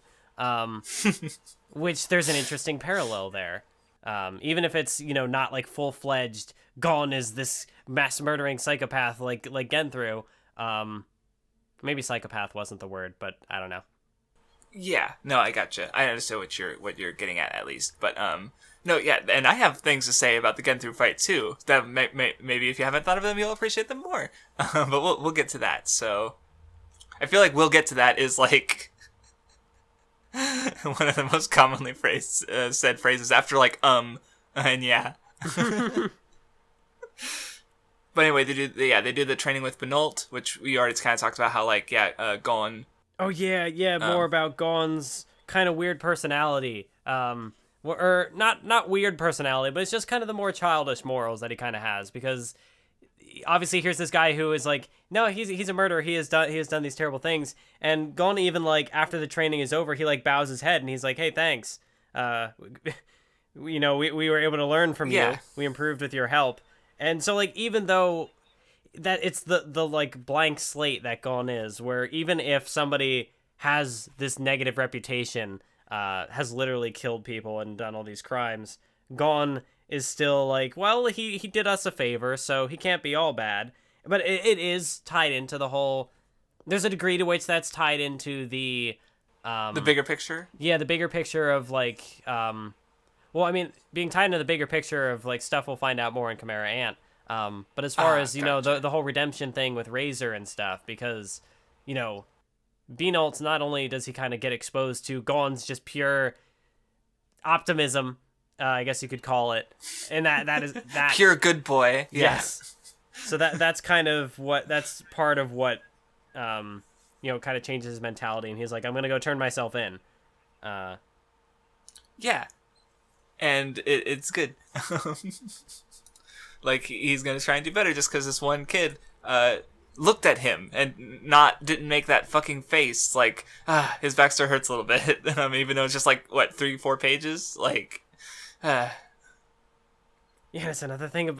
It's another thing that makes Hunter x Hunter really good is that like even this character who doesn't even really matter. Like he comes up and he has this little conflict. He's around for maybe 2 chapters. But you even get the little backstory with him, and it's not even that much time to elaborate on the backstory, but it's enough to make you care, enough to make you feel for the guy, and that's Togashi. It's more. I feel like every time there's something good, I'm just like the smaller details on the way to the destination. It's okay. Those repeated lines are just the smaller details on the way to the destination. Anyway, so training done, they finally get to Masadora, and Biscuit's like, okay, we're leaving. Yeah. It's for more training, because she knows what she's doing, like, because she trained their mentor. Like, she's, you know, I want to say, like, unlike many of the, like, major hunters, like we've seen since Heaven's Arena, where it's like even the Phantom Troop was kind of caught off guard by how like skilled Gon and Killua are, and they, you know, and they're like experts in their field. So like, but Biscuit like 100% has the basics down, probably because she trains so many people, you know. So, or at least Wing and these two, but so I don't know. She's a good mentor. And yeah, I like the way that her training kind of starts off, where she's like, okay, we're going to Masadora. Okay, we're going back to the Badlands. Okay, we're going back to Masadora, but this time you have to dig your way through. Okay, now we're going back to the... And then she shows the results of their training with, okay, now you have to beat all the monsters that you were fighting. And like, then the whole thing about like when they try to sleep and she like has them hold the rocks above their heads, and Killua is just like, oh yeah, I'm used to this, and poor Gon is just like, but also poor Killua, he has to learn the hard way. Used to that. Yep. And of course, it's I guess such a good contrast between the two, because even just like for the gags and like the tonal levity, like even if there is more of like the darker undercurrent that like, oh, Killua, he's used to all this torture because he's been tortured. Yeah, they play off each other well. Mm-hmm. And I was gonna say, like, I guess like Bisky making them fight the monsters also kind of leads to her, you know, like her realization, or no, maybe it was earlier, or about her talking about how like, oh yeah, this is the, you know, the game is supposed to help train, you know, or I forget when exactly, but oh no, that was during the fighting the monsters when she said, yeah, oh yeah, Jing probably made this game to train his son, and of course, yeah, that helps into why she goes along with them, with the playing the game the way it's supposed to be played, which ends up paying off for her because she gets her jewel. Also, she becomes Ponytail Bisky, which is second best Bisky. First best is Chimera Ant Bisky with the really fluffy outfit. That looks great. It's a good outfit. It is very good. I also think it's kind of interesting how Togashi just kind of handled the change, because for a while he had, you know, the pigtail that got kind of like cut by Vinold. Yeah. And then at one point he just randomly switches over to the ponytail. I feel like... Yeah, which, I mean, honestly, like, maybe that's probably because he realized, like, oh, you know, she's a pretty appearance-focused character, you know? She wouldn't, like, just go around with that. So... Maybe it just feels more sudden because it's in manga form, whereas, like, the anime probably had a scene showing her, like, changing her hairstyle. True, even just, like, the fact that the change is animated, as opposed to in the manga where it's just, like, here's a panel where she has, you know, the cut pigtail, then or twin tail or whatever the heck it's called, and then you flip a page and now she's got the single ponytail. So anyway, as there's a lot of training, it goes from 0 to 100 real quick. When Genthru sort of he's the bomber, and holy shit, because you're like, we're close at hand, and he's like, yeah, I'm the bomber. You all have bombs in your bodies. Oh look, I almost killed this guy, but if you notice, he's actually still alive. And it's just like, Jesus fuck, Jesus fuck, Jesus fuck. Like and then yeah, he he barters with them all. He gets all the cards, and then he fucking just murders dozens of people in a horrific that I was not expecting the page turn and the full page spread. Oh god. It's incredibly graphic, and like, of course, we're gonna release your bombs. Nope, that's the opposite of what happens. Especially because Togashi with Hunter x Hunter doesn't do a whole lot of 2-page spreads. True. It's very packed in. Yeah, although in this arc he did do quite a few. There were quite a few 2-page spreads to really like convey the gravitas and the impact. Yeah, that's right. Like I said, 0 to 100 because I was just like, because you get like the fun character interactions. Like there was a whole like murderer, and it still like ends up being like this, you know, light thing with his redemption and stuff. And then it's just, oh, here's Genthru, like the recurring character we saw with whose name I can't remember. Like, he just, like, gets killed, and he's like, here you go, here's his head in a bag. Like... Oh, yeah. Fucking brutal. Yeah, it's also part of the thing where, like, because Togashi will give enough... You know, will give, like, extra care to some of these characters who are around for short periods of time. When you see a character get, like, a name and a face, it's like, oh, maybe they'll be kind of important. But then now Togashi will just as easily... throw them to the wolves and kill them off or whatever. Yep. So anyway, as they're doing, Gon and Killua are doing more training, we get the moment with the Phantom Troop coming to the island manually, and they get the Game Master hit with the Game Master card and separated. And yeah, we get, like you said, the foreshadowing with Razor's powers where he just blows up their ship easily, like... Oh, yeah, and then there's also, I'm just looking back at some of these Genthru scenes again, and there's the fact that, like, his power, like, part of his restriction to, you know, make the power stronger is that he has to explain it to people, which is, sometimes certain manga have Yes. have a problem of like, characters explaining their powers to each other or explaining their actions and motivations to each other when it doesn't necessarily make sense to do so. But here's one where but he has that as a taking limitation, the convention right. of the magazine or of the format and like using it in a way that feeds into the story. Right, because it makes his ability stronger since it's a limitation. So it's just, I definitely thought about that when talking about that last time, and it's good. There's a moment where Gon's coming up with his special move, and he's like, so I overall I like the Viz translation.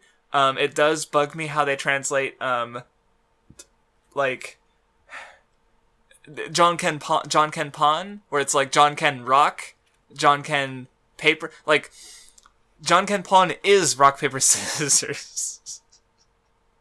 So I don't know, it bugged me a little bit because it's not consistent, I guess is the it is an interesting it's an interesting translation because there are certain words that they'll keep. Like they don't just call it sparring, they specifically referred to I don't remember what the word was, but they were specifically referred to like a certain the slow motions martial arts one, you mean? Yeah.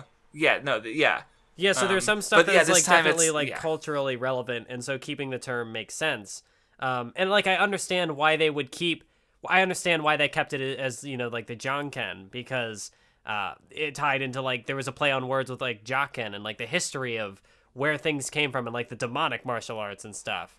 And then there's also the just the fact that the three John Ken Pon is like, there's like the three syllables are different, but then they all end with the N sound, where rock paper scissors don't sound alike at all, so it's less fun to say. It's like, imagine if Kamehameha was called Turtle Blast Wave, like it just doesn't really work the same way, or whatever the actual like translation is. So, but like they also try to keep the rock paper scissors element in there.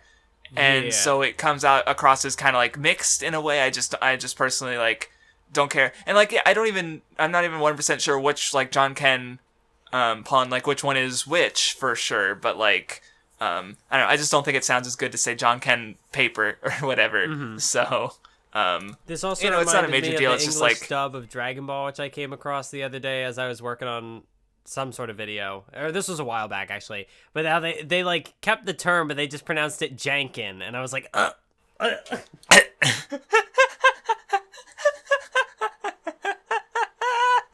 So every time Goku would go to use his Fist of the Rock Paper Scissors, he's always like, I'm gonna use my Jankin technique, and I'm just like dying. But yeah, I do like how Gon has his like he has his rock form down, where it's just like a giant fucking punch. But then it's like he's like, paper. How do I emit Nen? Yeah.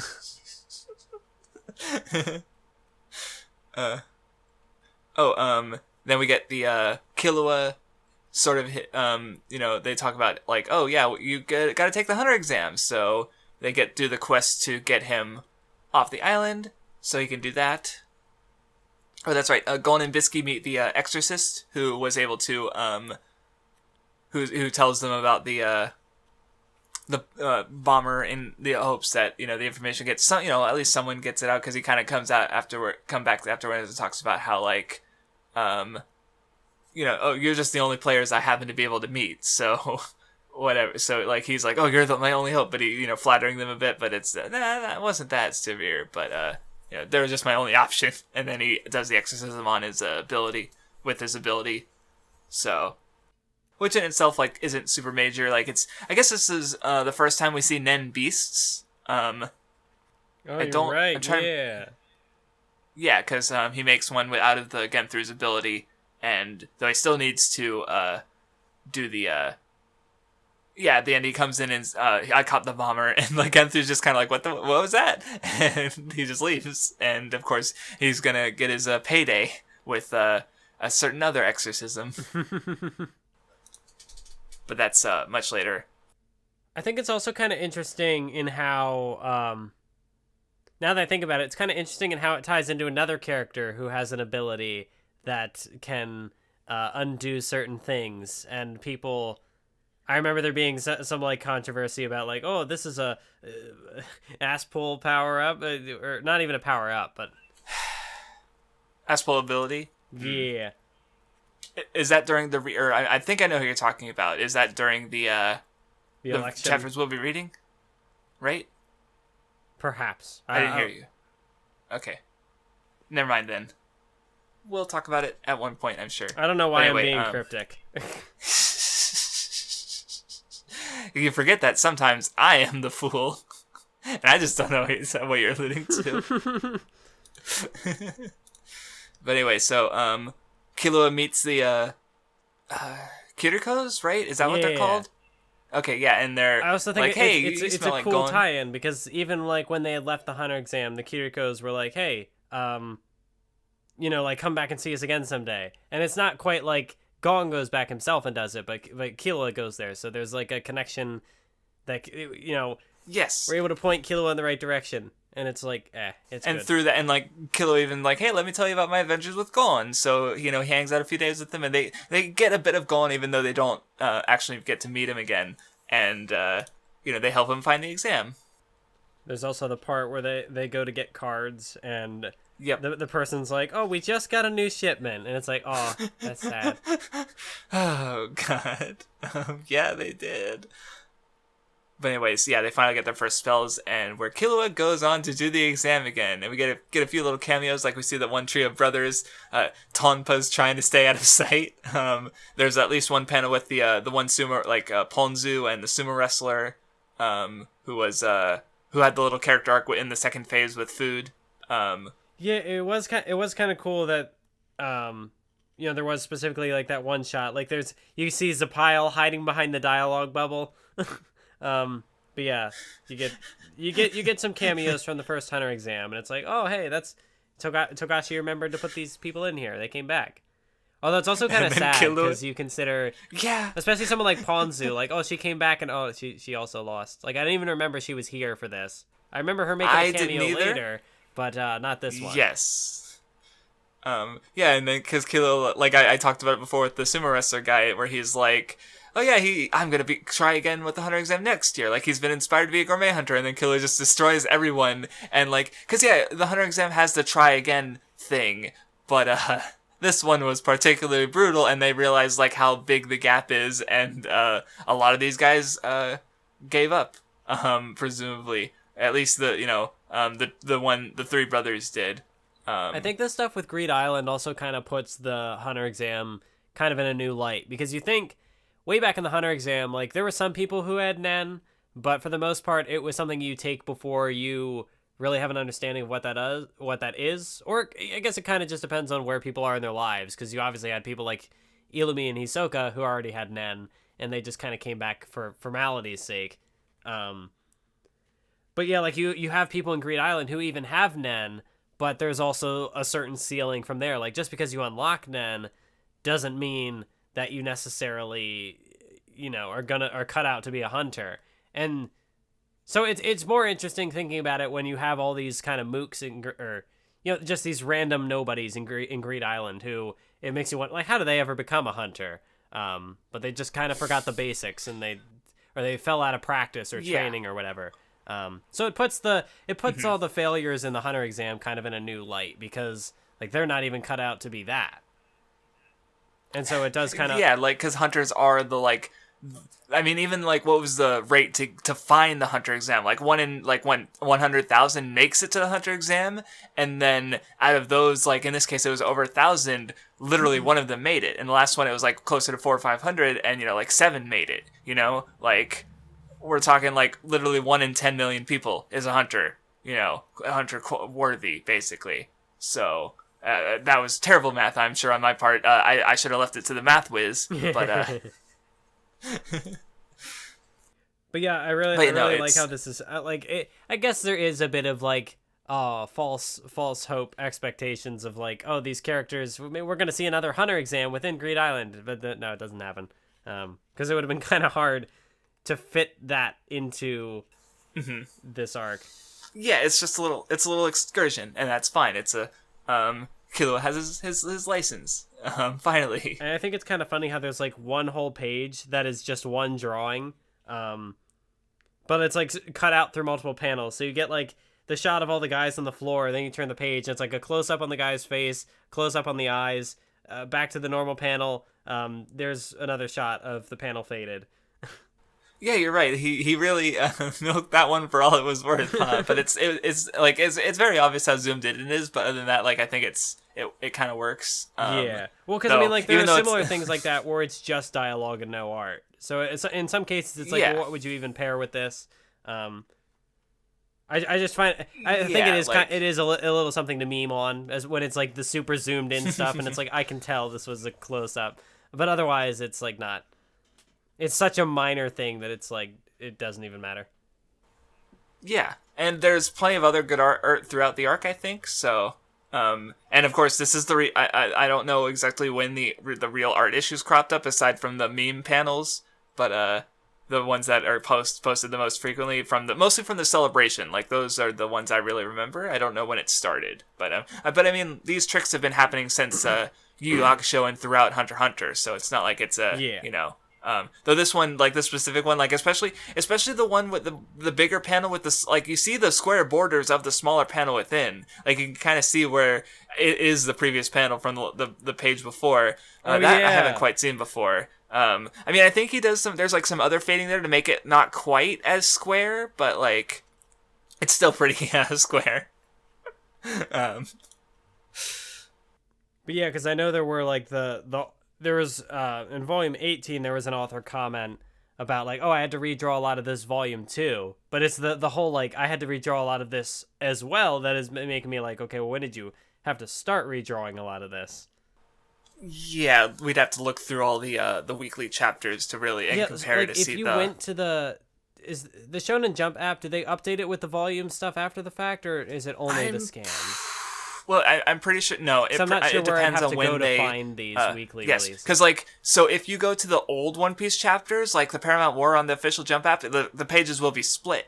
But if you go like, which for me isn't a problem because I'm on desktop and I see both pages anyway. But the recent and also the color pages are in black and white because it's basically the E volume. But the more recent chapters were published weekly, so they'll have cover pages back to like Whole Cake Island or something, I'm sure, because they put out the chapter weekly. But it also wouldn't have corrected art, so it depends basically. I don't think they update it with the volume redraws. If like there was for the current arc in Hunter x Hunter, it'd probably be the original weekly stuff. I could probably find a fan translation somewhere where maybe it's not updated with the volume. I don't know. It's just more of like, where could I find this if I'm curious?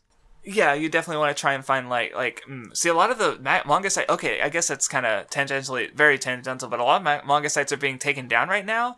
And I know there was like a report that Manga Plus's readership doubled after just Manga Stream and Jami's Box, who were just doing the Shonen Jump translations weekly. So kind of very off topic, but kind of interesting in regards to what's happening now. But anyway, back to the story. So Killua comes back. They talk about the cards for a bit and realize they've encountered a player called Crollo Lucifer. And I cry like the bit where they just start our conversation and Bisky's asking questions. Who's Kurapika? What are you talking about? Tell me what's going on. And she just gets mad. I love her.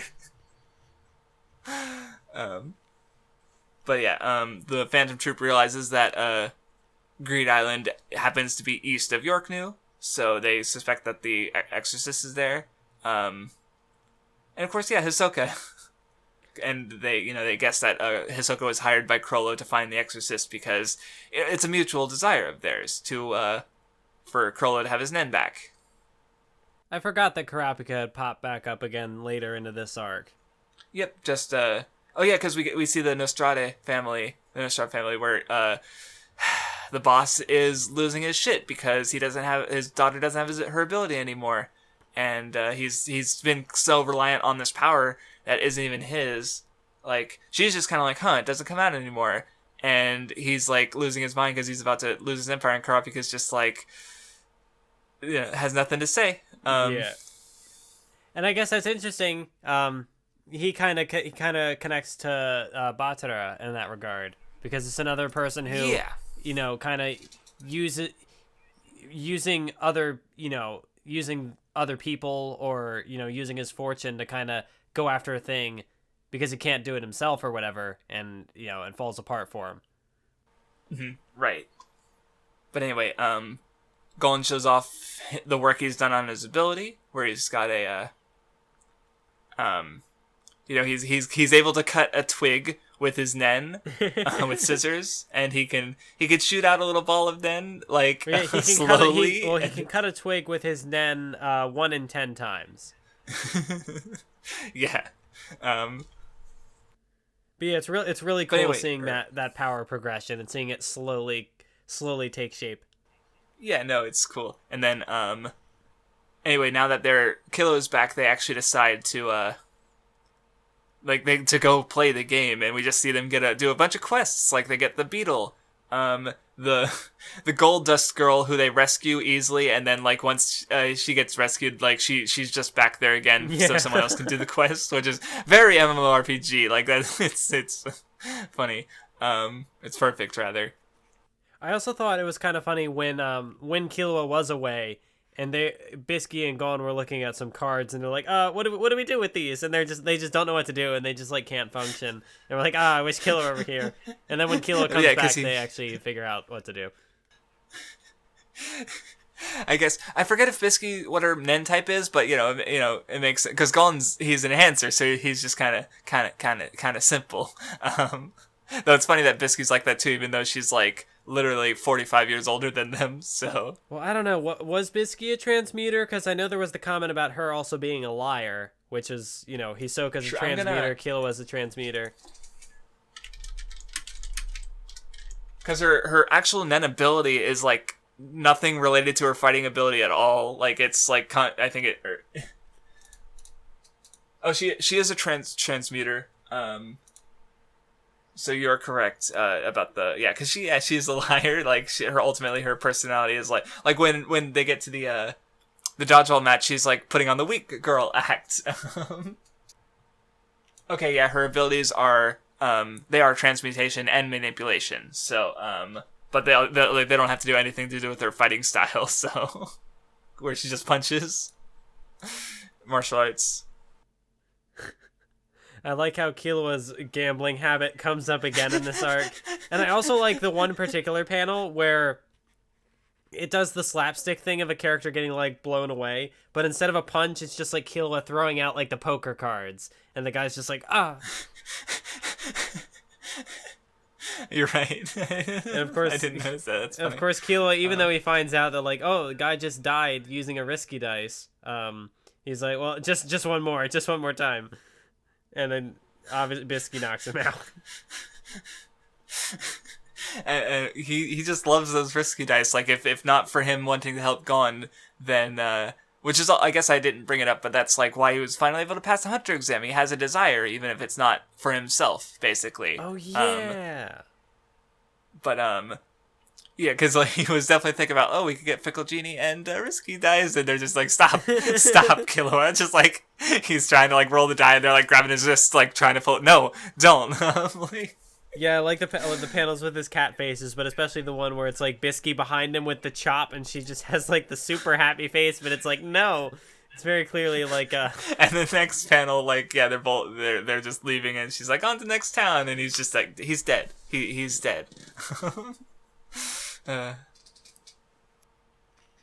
also realize that there's a bunch of players who are probably stuck and can't get to the real world, but now that they're at the point where they could pretty easily get leave cards, they can, they get a bunch of cards for trading their leaves, and I think they get half the cards on just a few, like the Greed Island takes place over the course of like a few months, I'm pretty sure. Because there's just so much time skipping. Well, yeah, because they start in September, and when Killua gets back from the Hunter exam, they're like, hey, it's New Year's. And it's like, whoa. You're right, yeah. And even then, like, a couple more weeks, if not a month, pass after that. Yeah. So, another arc that it's a training arc, so of course there's a lot of, like, York New, by comparison, was only a few days. So, like a week, maybe. Yeah, I feel like there's potentially an idea of like how because the more I keep thinking about it, you could almost divide Hunter x Hunter up into like two different kinds of stories. There's like the Gon section of the story, and then there's like the Kurapika. And I already kind of talked about how, like when Gon is the main focus, it has more of like the training arcs sort of feel to it. It's about like mastering the basics and focusing on the details and stuff. Whereas like with Kurapika, it's more about like the flash, the spectacle. And obviously in York New, Kurapika took shortcuts. I'd need a little more material with Kurapika to be able to, really have any more like meat to dig into with that idea. But I feel are you gonna catch up with the manga when we finish? Do you think? Or probably, because if I don't do it now, I won't do it ever. Because I know I am, because I'm behind. I've been caught up, so but yeah. Hopefully the arc will finish, so we'll be able to do a Nen show on it. So anyway, moving on. Suzuki and Genthru sort of have a bit of a talk or contact at one point, because they're talking about how they're their respective monopolies, and they sort of agree to a trade. Then we get the moment that you talked about earlier with Genthru using the risky dice with the guys. They're trying to get the Alexandrite. And of course, Genthru willing to share the risk and using the risky dice himself. Because so in place of he's basically the leader, but he's not like more important than his comrades who we'll use the dice because it's too important for the randoms.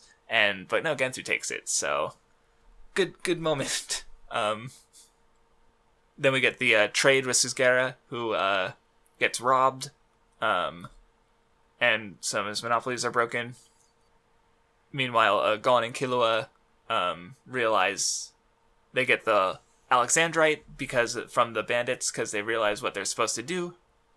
Oh, and then we get the meeting I talked about earlier, right? Just because they're doing the information trading, and I think there's one. Where's the line? The one girl says that, you could just buy any rank B card at a trade shop if you shop at enough times, which is something they hadn't done yet. And it's just stuff like that, like secrets and that they don't know because they don't have this experience, but they also know other things because of they got the information from the Exorcist, and they learned about the Wild Luck Alexandrite, which apparently was no one had talked about it before. And there's just the back and forth bickering where the girl is like, yeah, we don't really need them here. They're not really going to contribute much. And they're like, by the way, we know Genthru's ability, and we also have one of the cards they need. And then Killua's like, no, you got to give us some information. Right, and then Killua's trying to squeeze them for everything they can get, and Gon's like, no, I'll just tell them. And of course they ultimately go to search and find strip of beach.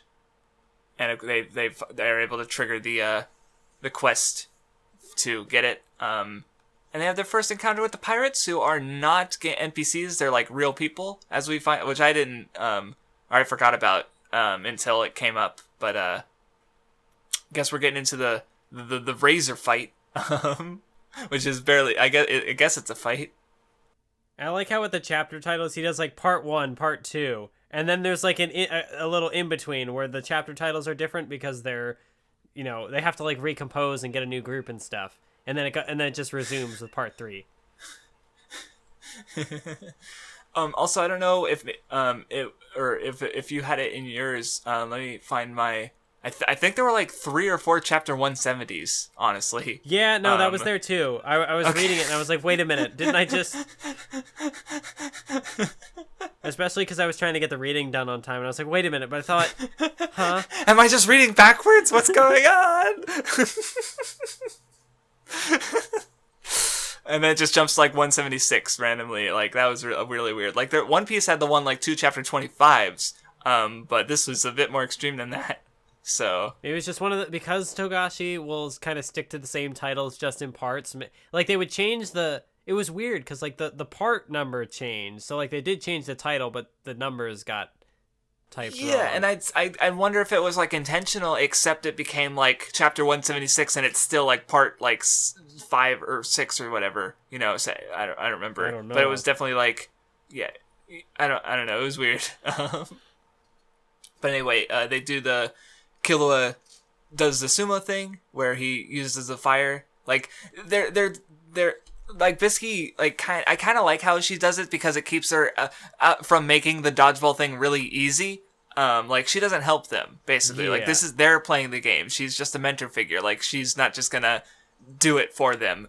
But like also she's hiding her abilities and capabilities, which is super important for the Genthru fight later because she easily defeats the one dude because she was able to keep her capabilities secret. And like you kind of get that with Killua and the big sumo pirate because he uses the alcohol on fire trick to avoid showing off his abilities for real, basically. Which is it's important in general because like I guess they never know who could be an enemy, so or who will leak information even. Yeah, and then there's also just the back and forth banter between him and the sumo guy, where afterwards he's like, "I'll kill you," and Killa's just like, "Oh," and he's got like that look. He's like, "Yeah, you're gonna kill me, sure." Yep. And then you kind of get like a chapter black twist where it's like, oh, Razor and the 14 Devils. No, he is all 14 Devils, kind of like Sensui and his, the 7 people. But no, Sensui is all 7 people, like, but still a completely different. Or like Crollo more evokes like what Sensui was doing. Razor's just like, yeah, he has this ability where he can summon a bunch of numbered, Nen conjurations. And of course they play it smart and just kind of learn what the games are. And because it's a game, they can just repeat the quest, and they go to gather some competent members, instead of just the randoms who, they got their information, and of course they decide we need more strong players. Let's go see who Crollo Lucifer, who's that player is. I might be skipping ahead actually. Well, because I do think that the little like boxing conflict is interesting in how it's again like more of the exploration of Nen, but also just more about like the how being careful how you use your powers. Because the one guy steps in, he's like, "Oh, you're clearly an emitter because of how the thing you set up. So I'm going to use my emitter abilities, and I'm going to be stronger than you." But he does a lot of like rapid fire punches, but they're all kind of weak punches, whereas the one guy just focuses on the one uppercut, and so it's more about like using it. Yeah, it's effectively. Yeah, it's like it's true, but it's a trick within a trick, kind of. Deception, and Hunter exam. Ooh. And it also turns out like his weakness is actually close combat, even though he's the boxer. So, and of course, Bisky does the soccer thing, and she doesn't even try. She's like, "Wow, that was harder than I thought. I lose."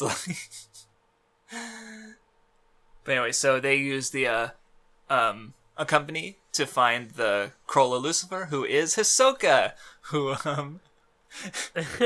there's just some man service, nothing much. I love Bisky's reaction because she loves it. Yeah, Bisky's very good. I also the way that the manga does this one joke is interesting because like you have the dialogue bubble at the bottom of the panel, and then in the next panel like the dialogue bubble has moved up, but it's still like it's strategically censoring, but so it's like a joke within a joke. Or yeah, it moved, but it's still because if it was in the same place, the panels would look almost identical, and it would probably be more like jarring, perhaps, just to see the two of the same panels next to each other. But like it moves, so it changes the the composition of the panel enough. But it's still it's still censoring the sensitive spot. So, because I remember when I had first seen this scene in the anime, I was like, "Oh my god!" Like the character's eyes moved up. I can't believe they did that joke. But it's like I wonder how the manga does that. And that's how the manga did it, and it's still funny. And then you have the other guy, you have Gorenu, who's just here. He doesn't know any of these people. Like, he doesn't know anything about Gon or Killua. He doesn't know who Hisoka is. He's just like, who is this pervert? And he's like, I'm a little worried about hanging around these people. And Hisoka can't even deny it. He is a pervert in his own way. But it kind of like, lies a bit about his, what he's there for, because, he's like, I'm looking for Crollo, but then he uses Texture Surprise on his player list to disguise that he's been encountering members of the troupe, But yeah, they ultimately do get Hisoka on their side, because he's just, well, why not? Oh, they go to the town of, like, romance, where there's a bunch of NPCs in, like, cliche scenarios. And Gon, of course, like, tries to get involved because he sees, like, the most cliched one, and they're like, damn it, Gon. He's like, oh, you're harassing that girl, you better stop. And the obvious one that jumps out to me, it's like, there's the girl, there's the tsundere with the toast, and it's like...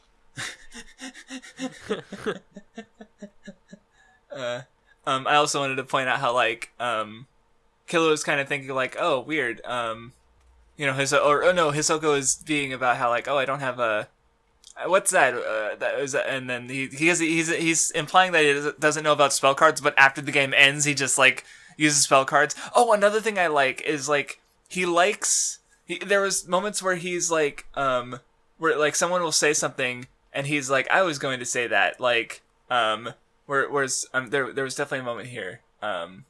Oh, that's right.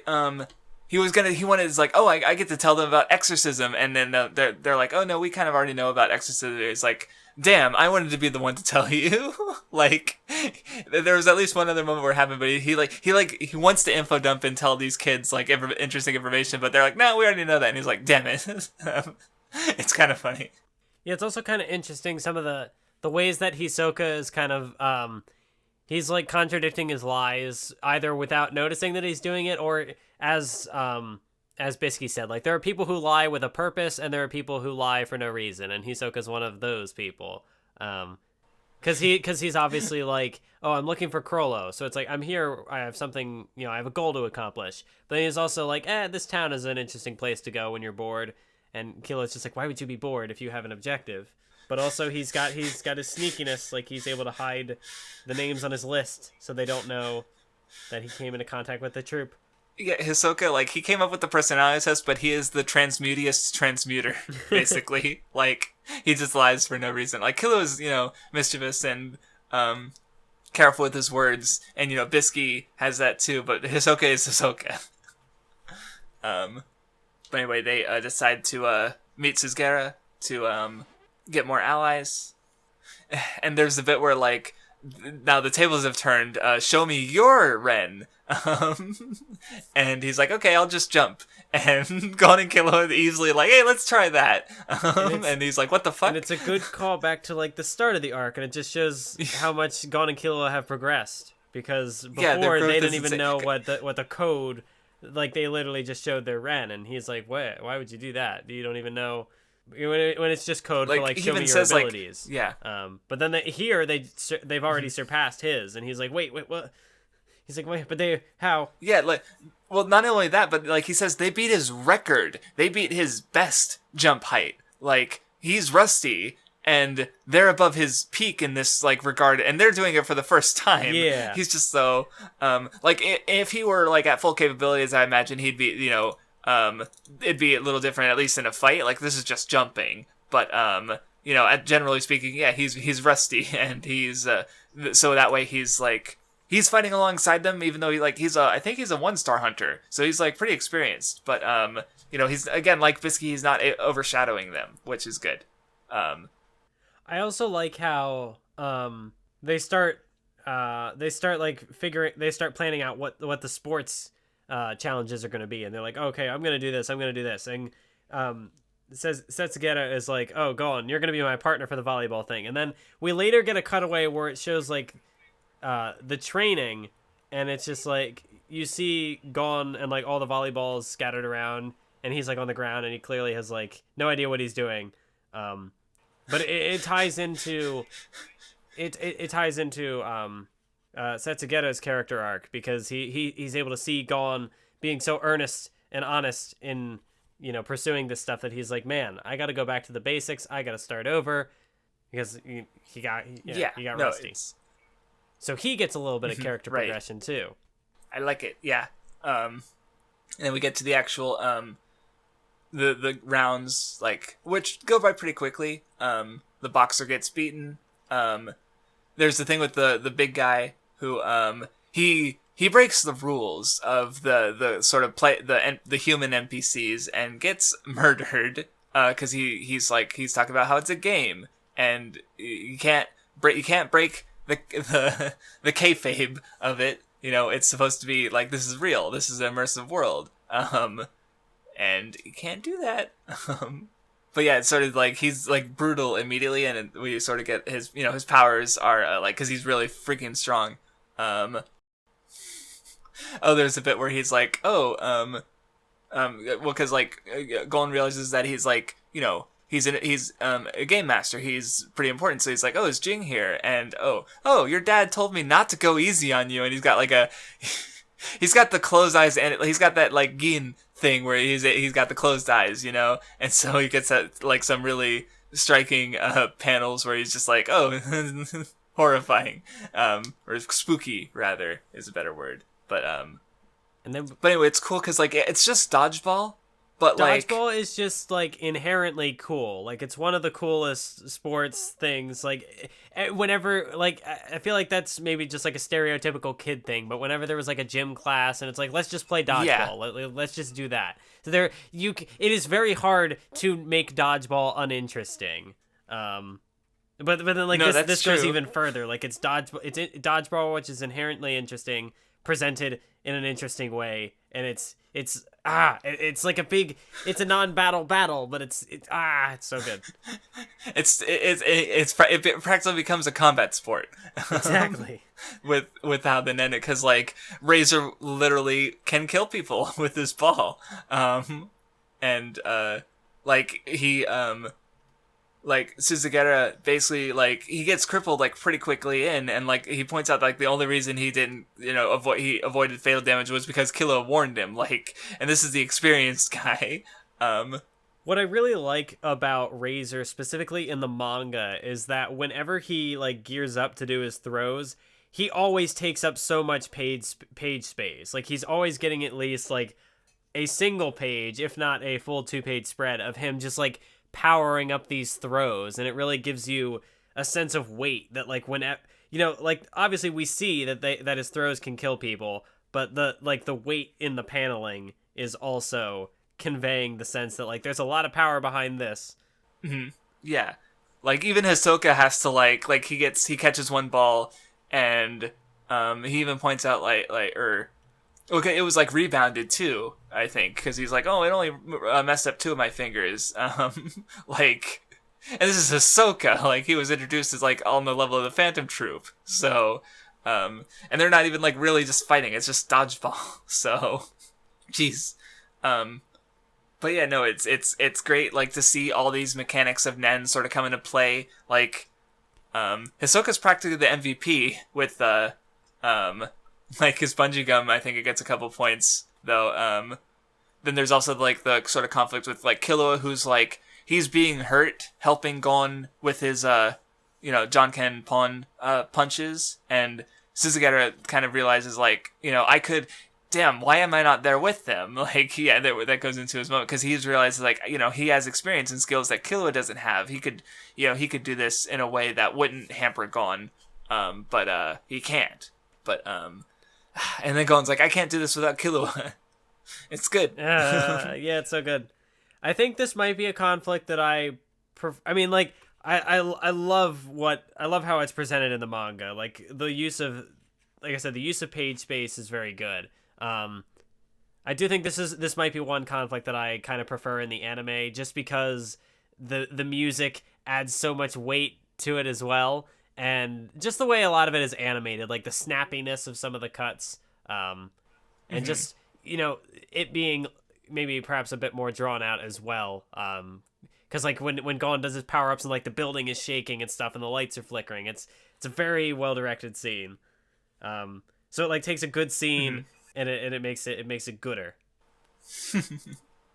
That's not a word. No, it's fine. But yeah, I really like it. It's really fun to read. It's nice seeing all the mechanics. Like I don't think there's like the themes. Like no, it doesn't have that, which is something I do generally like in you know, fights or conflicts in general. You know, but it's just, yeah, the art, like again, it's the redrawn version. The art's good, and like the way, yeah, he uses more like big panels and 2-page spreads in this there's one that I'm looking at right now where it's got like it's actually got like panels across the whole page, and it's like it's composed in a way that Togashi has like never done. Like it's so different stylistically compared to and it's just it's really engaging and fun to read, and they do it. They win the match, and like again kind of almost anticlimactically, because it's just like, oh, bungee gum. Like I said, he's the MVP, even though like it was a team effort as well. So I mean, like I guess that's it does the theme, have a theme about you know, like they're desiring like a total victory. Although I guess it kind of comes down to in the end where Razor is like, oh, Gon won't dodge this. You know, he wants a total victory. He wouldn't want to win by dodging this. But then he just passes out, which kind of still, I guess, shows that even though Gon might want this thing, he still has a way to go as far as like attaining more power. But then of course, like he's able to make up for the gap in strength with teamwork with Killua and Hisoka, and they're able to. Right. It's a good conflict, and also the theme is friendship. I forget who said it, but there was a good comment last time where it's like that could be a tagline for the Nen Show. It's like it's about friendship. It's about friendship. What were you gonna say? The other thing I was gonna say though, on the topic of friendship, it is that was a good segue. That could be how you know, it again continues to add more to the dynamic of Gon and Killua, where you know, perhaps there's a degree to which there's a bit of a toxic undercurrent to this, where like Gon says, or Killua's hands get destroyed, and so he's like taking damage. You know, he's being hurt for Gon's sake. But Gon is like, well, I can only do it because it's Killua. I mean, it's what Killua wants in this case, but you know, it maybe gives a bit of a hint that, you know, perhaps it's not the greatest dynamic for a friendship. Perhaps there's some growth, some evolution that needs to take place here. And that never comes up again. Never gets. Yeah, because Killua is like hurting himself trying to help. And I mean, like there is a degree to which like there's the trust there that like, oh, Gon is able to only go all out because it's Killua who's holding the ball, because it's Killua who's supporting him. But there is a degree to which it's still kind of a negative result for Killua, even if it's what he wants at the time. But it ties into self-worth and stuff, and we'll get to, but there's more to say about that in the future. Mm-hmm. Yep. I might be forgetting some things, but you know, and we already kind of talked about like you know, Razor connecting to Benoit and Genthru with the kind of like being redeemed thing, and being seen as a person despite having been sort of an outcast, or you know, being, you know, like he was one of the prisoners, but Jing needed him. I might have said Ging. I do that sometimes. But yeah, they get the plot of Beach. They're able to clone a couple copies to monopolize it. I feel like I'm missing something that I should have mentioned, but oh well, I forgot. And we've only been at this for over 2 hours, including a rather a bit of a few minute break or interruption rather. But we're getting to the end. So yeah, Gon. Like, basically, they're kind of setting up the final conflict, because Suzugaru can't, like, they're no longer at a state where they could actually fight Genthru. They never really were, because they were always kind of avoiding conflict, and Gon's about the only, like, you know, Genthru's going to come after them because they have the card, and the, you know, victory is more or less within sight.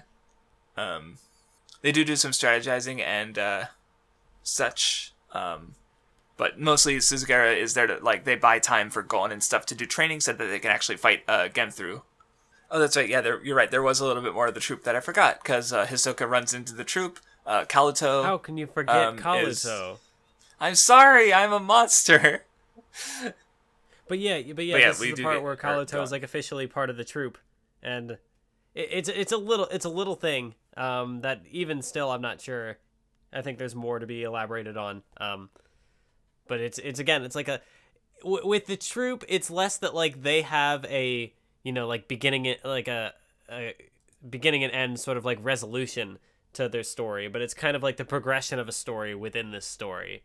I mean, I guess they do get it because they do find the Exorcist, but it's more like feeding into something else.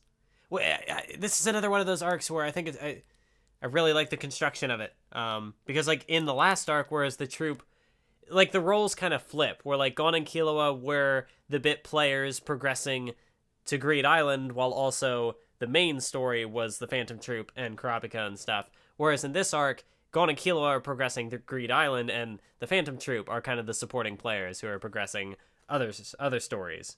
Mm-hmm. No, yeah, I gotcha. It's cool. And was there... I thought I was going to say something about the bit, but then I lost it. Every time that Machi and Hisoka have an interaction, we need to open a poll. Who's going to be the character who kills Hisoka finally in Hunter x Hunter? Will it be...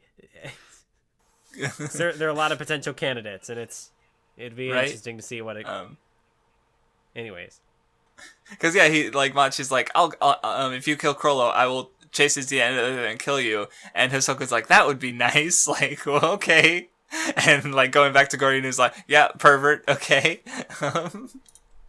It's also, like, if you want to talk about desire, like, Hisoka pretty much... That's how he would love to go out, would be to, like, die in combat. Because he loves to fight strong people. But it's just a matter of, like, who's the strong person gonna be. Yeah.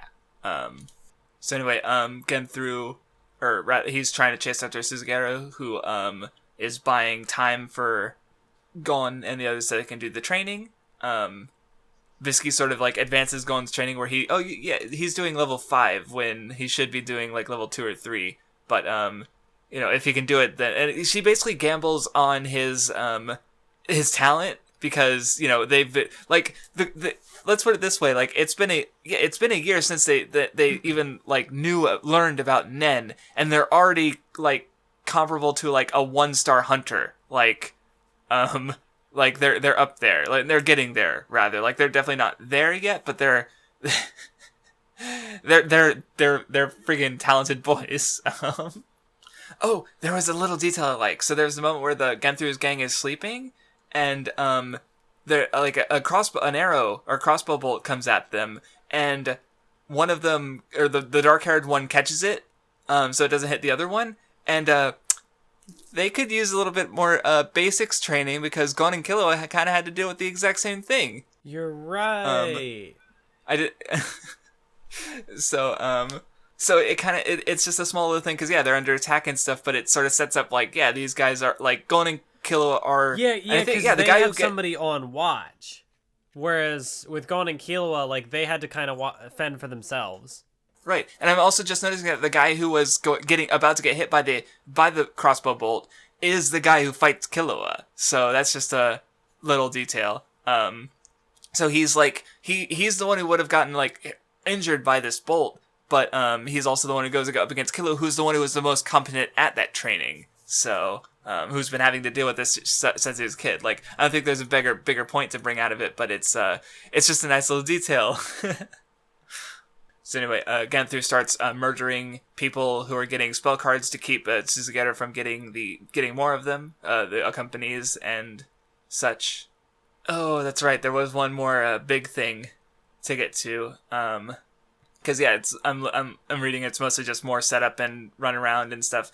And then we get to Batra, who has canceled the contract. I skipped quite a bit ahead. If I missed something that you want to go back to. I think you still have, or no, you don't have screen caps anymore because you're reading physical volumes. So that means I have literally everything in front of me, but I'm not seeing anything that really. Okay, yeah, no, like I said, the arc has a lot of, like, stuff that we don't need to discuss. Like, it's funny, it's our longest stretch of chapters, but it's gonna be, like, easily, like, an hour or half an hour shorter than York New, just because, like, it's a lot of it is just, like, explaining things and setting up things or training stuff that we don't need to talk about, like, except for generally. So where York New is more dense, I'd say, but which, I mean, we even had to shorten that discussion because I had to go. So but anyway, Suzugaru kind of left the game, and Goro Inu had all the cards because he's like the secret ally out of Genthu's sight, so he's able to, like, sort of watch from a distance, and he saves all their cards basically. But oh, that's right. There's also this, like, the stopwatch training for Gon having to learn the timing for because he's trying to deal with the little flower bomb. And then we get Batara's backstory, which, yeah, we already talked about it a bit, but he wanted to, like, I think what I thought was interesting about it is that he's like, he was willing to give up his, like, he like loved her because she saw him, like, the money didn't matter. Like, they were about to, like, just retire from, from this, and, like, he just give up all his fortune and they just live comfortably for the rest of their life. But, at the end of, like, I guess he's sort of, he is supposed to sort of show, like, he's not greedy, but, like, he has everything.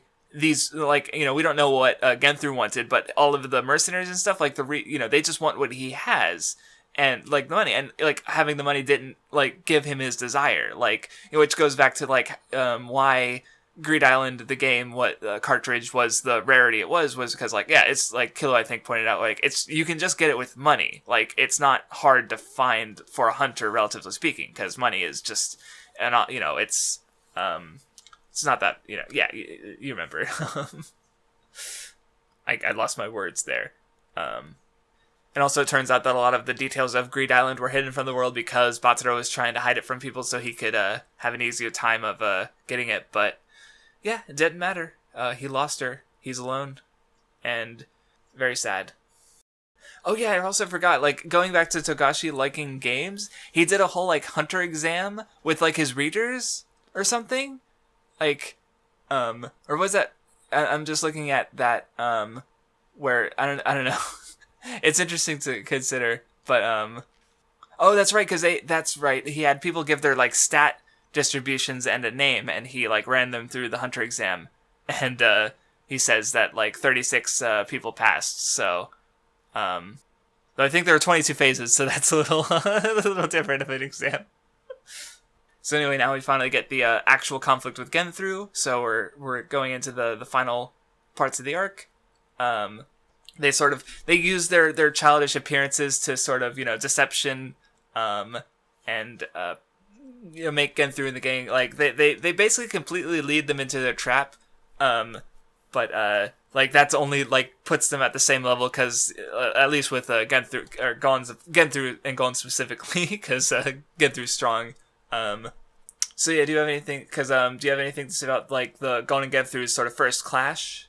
I mean, like, it is kind of interesting that there's, like, a specific plan that, I don't know, like, Kilo and Bisky had come up with this specific plan, and it's like, okay, once you reach this point, time to back off and do the thing, and Gon is like, nah, I think I got this one, because he's got to test his abilities, and, he's also glutton for punishment, apparently. He very much is. Though, what I was gonna say is, like, how I saw it, because, like, he should be going along with the plan, but instead he's like, no, I want Genthru to use his little flower on me. Like, he wants to use the training that he's been trying to get, or, like, trying to master, and, like, Gon is greedy. Like I talked about before, is, like, on the Hunter exam, which I hadn't thought back to until rereading it, but, like, with Hanzo, he's like, no, I want it to be done this way, that, like, where I win fairly but also am respected, and Hanzo's like, no, shut up. And so here Gon's kind of doing that, and, like, so in being greedy, he like, gets crippled, like, he loses an arm and, and a wrist, basically, like, he gets messed up. But, like, there's another specific moment that we'll get back to, but I'll just start off there, because we get cutaways to Bisky and Killua's fights. Bisky, we see her, her 0th or best form. Like I said, oh, this is her first and second best. No, this is number 0. This is the actual best. Where she's just this massive muscle, and she just, like, one shot, one punch, just beats this guy. And then Killua's, where he's using tricky stuff, and the yo-yos.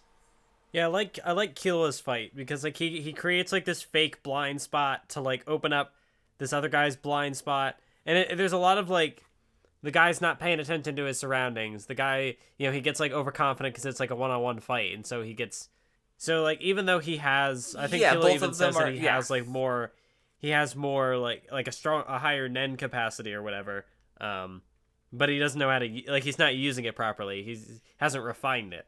So even when Killua can't really make much use of his, like, lightning ability, he's still able to beat him without that. Well, that's what I just realized right now, is that Killua and Bisky, they went in deceptive ways. They're transmuters. We're gone, like he kind of goes with their plan, but like only after doing his very simple-minded enhancer like personal like tests and challenges. So so I just realized how they're like the way, you know, their Nen types factored into the fight. But so yeah, then Gon he finally, you know, gets a chance to defend against Little Flower. Yeah, I like how Gunther is like, I have to break his spirit. That's the only way I can defeat him. It's like, okay, yeah, good luck with that.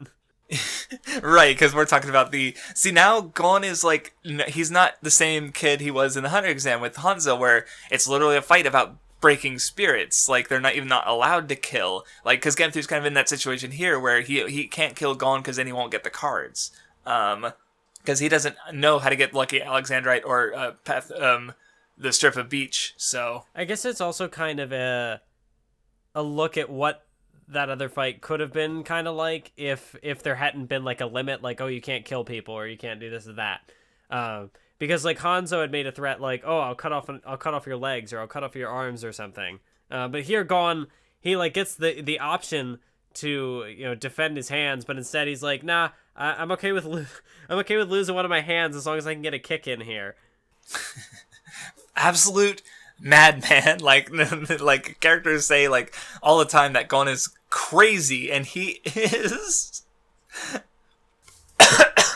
Sorry, my throat is just killing me for some reason. But because yeah, I think the part that gets me though is because yeah, Gon he delivers the hit, and Genthu kind of like, he's like, okay, I get it, I can't beat you, or I can't break your spirit, so I give up. And you know, they open up their books, and like, you know, Gon, I'd argue that he's like he's fulfilled his desire basically. Like, he's not gonna get greedy and try, like, he's not, if you know, maybe even if it's even character development, where with like Hanzo he might have been like, no, put your book away, I want to keep fighting. Like, no, he's not doing that. Like, I don't know why he would at this point especially. But the part that gets me, because like Genthu and he gets close to Gon, and then he takes out his throat. Like, and that I see as Genthu, he's getting greedy. Like, he could have had a compromise and maybe come to, like, something, but he wants absolute victory, you know? And, again, like, at the expense of the game, because he's just the murderer. He'll do whatever it takes. And that's kind of what ends up, like, you know, like, it keeps the fight going, and it pisses Gon off, of course, because he's like, yeah, I'm gonna kick your ass. Like, because, like, with the oil, the gasoline, like, he could have theoretically done that earlier, to stop Genthu from using the Little Flower. Like, because it's really such a simple and elegant kind of solution, which is good. But, you know, Gon just he wouldn't do that earlier because he's a stubborn little idiot. Yeah, because it would have defeated the point of him, like, testing his abilities against the Little Flower. Exactly, right. And of course how that resolves is like he finally like triggers their plan with the rock and the cave, and he's just like Genthu's like, no, I give up, and going, sorry, I can't hear you, my throat's ripped out. That doesn't make any sense. And then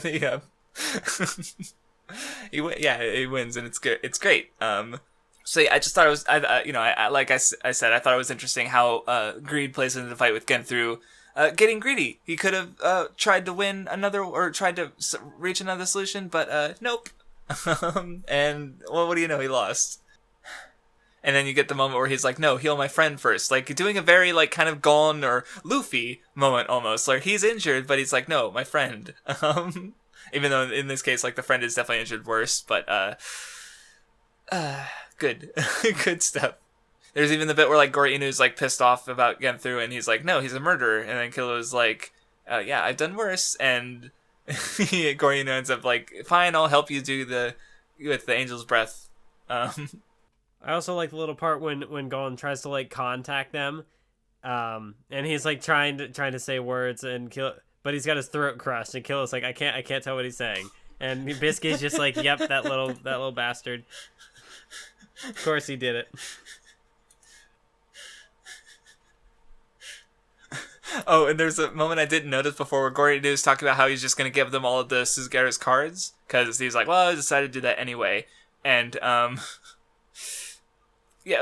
severance pay is good enough for us, like, which I guess goes back into why Batara wasn't successful, because, like, even though they all failed, like, he still gave them what they wanted in the end. Like, they didn't need to succeed to get their desires, so, where Gon just wanted to play the game, so he succeeded in playing the game. But I want to say, because, like, Bisky's, like, crying, and she's like, "You're such a sweet young man." And he's just like, young? Like, he's being told by this, like, 12-year-old girl that he's young, and she's just like, what? I don't get it. It's funny. But anyway, Gon gets all 99 cards. The ruler's blessing quiz is announced.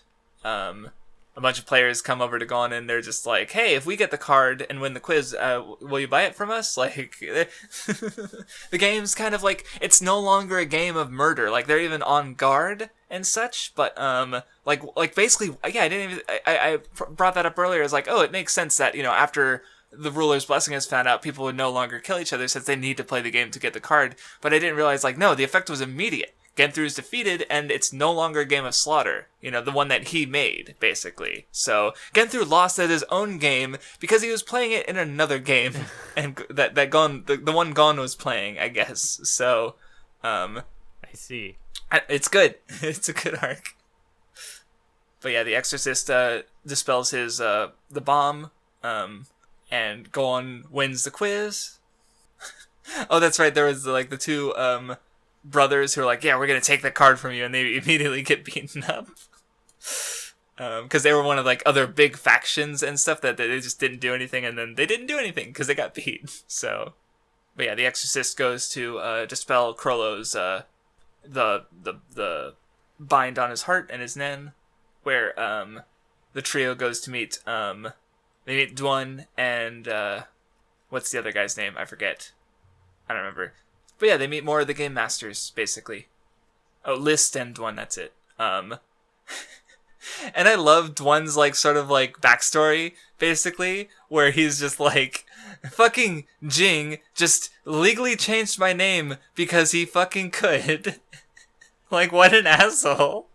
Yeah, and he did it just so it could be Greed Island. You can't have it exactly right. He just wanted his name to be like, oh, I want it. Well, it's funny because it's like, it is a dick move, but it also is like meaningful because like he's made this game with these comrades and he wants to like have them all represented in the game, like because it's like there's no credit screen, but he was able to credit them through the title of the game because they're the people who worked on it. But he just had to legally change the name of someone to do it again without his consent. Like I think I forget if I made this comparison before. But Jing is kind of he just reminds me of Luffy in some ways, where he just sort of like does it. But I guess I would maybe describe more of Luffy as like if Luffy met his goal and then went on to do something else, because that just feels like what Jing just like, I'm interested in this, and then he does it. Like, I want to make a game. He gathers a bunch of people, spends years, a fortune making the game. And like he just does it, and then like he just does what he wants, and I think maybe there's some other moments that I'm forgetting right now, but I remember coming up with that comparison before, and it's neat because he's like he fills such a different role still. So anyway, they talk about there's the party with the meme pages that don't look like meme pages because Togashi redrew them and they look perfectly fine. There's nothing wrong here. What are you talking about? It just looks like a really good turkey, and it doesn't grossly contrast the rest of the page this time. And then they talk about the rewards, and Gon and Killua come up with the idea to use the palette necklace, Mimic, and a company to meet Jing, because they also Gon met him earlier in the game. Oh, and then what was I gonna say? Or actually, since that was a first player thing, I wonder if like, or maybe they said it and I'm just completely forgetting because they go over it. Oh yeah, no, he did say that. Yeah, Gon was brought there as a baby, and he was the first player that he ever met. That's right. They did say it because I just love the bit where like they're talking about it, and Bisky hits them because they keep like just going because they're friends. They understand each other. They don't need to say all the words. Yeah. And Bisky's part of their group, and she's like they're talking about it and just and intuitively understanding each other, and she's just like lost. So she's just like, let me on it, and then she does a slapstick punch, and I love her. But yeah, they get out of the game. She's got her blue planet. And Gon and Killua use a company or they have a company, and this is the part that made me cry again, because like Biscuit's just like, oh, what are you gonna do? You know, what do you want to say to your dad when you meet him, basically? And Golan's just like, oh, I just want to introduce him to Killua, my best friend. Aww. And Biscuit's crying, and I just cried a little bit, and I was, because it goes back to they're so good. Yeah. Like I think I said before, like Gon and Killua's friendship is one of my favorite parts of Hunter x Hunter, and like it's so precious. And Biscuit's like, oh, to think you get so sentimental when you get old, and I was gonna ruin your friendship, and they're like, wait, what? Yeah. Biscuit. But yeah, they use a company, and they find Kaito.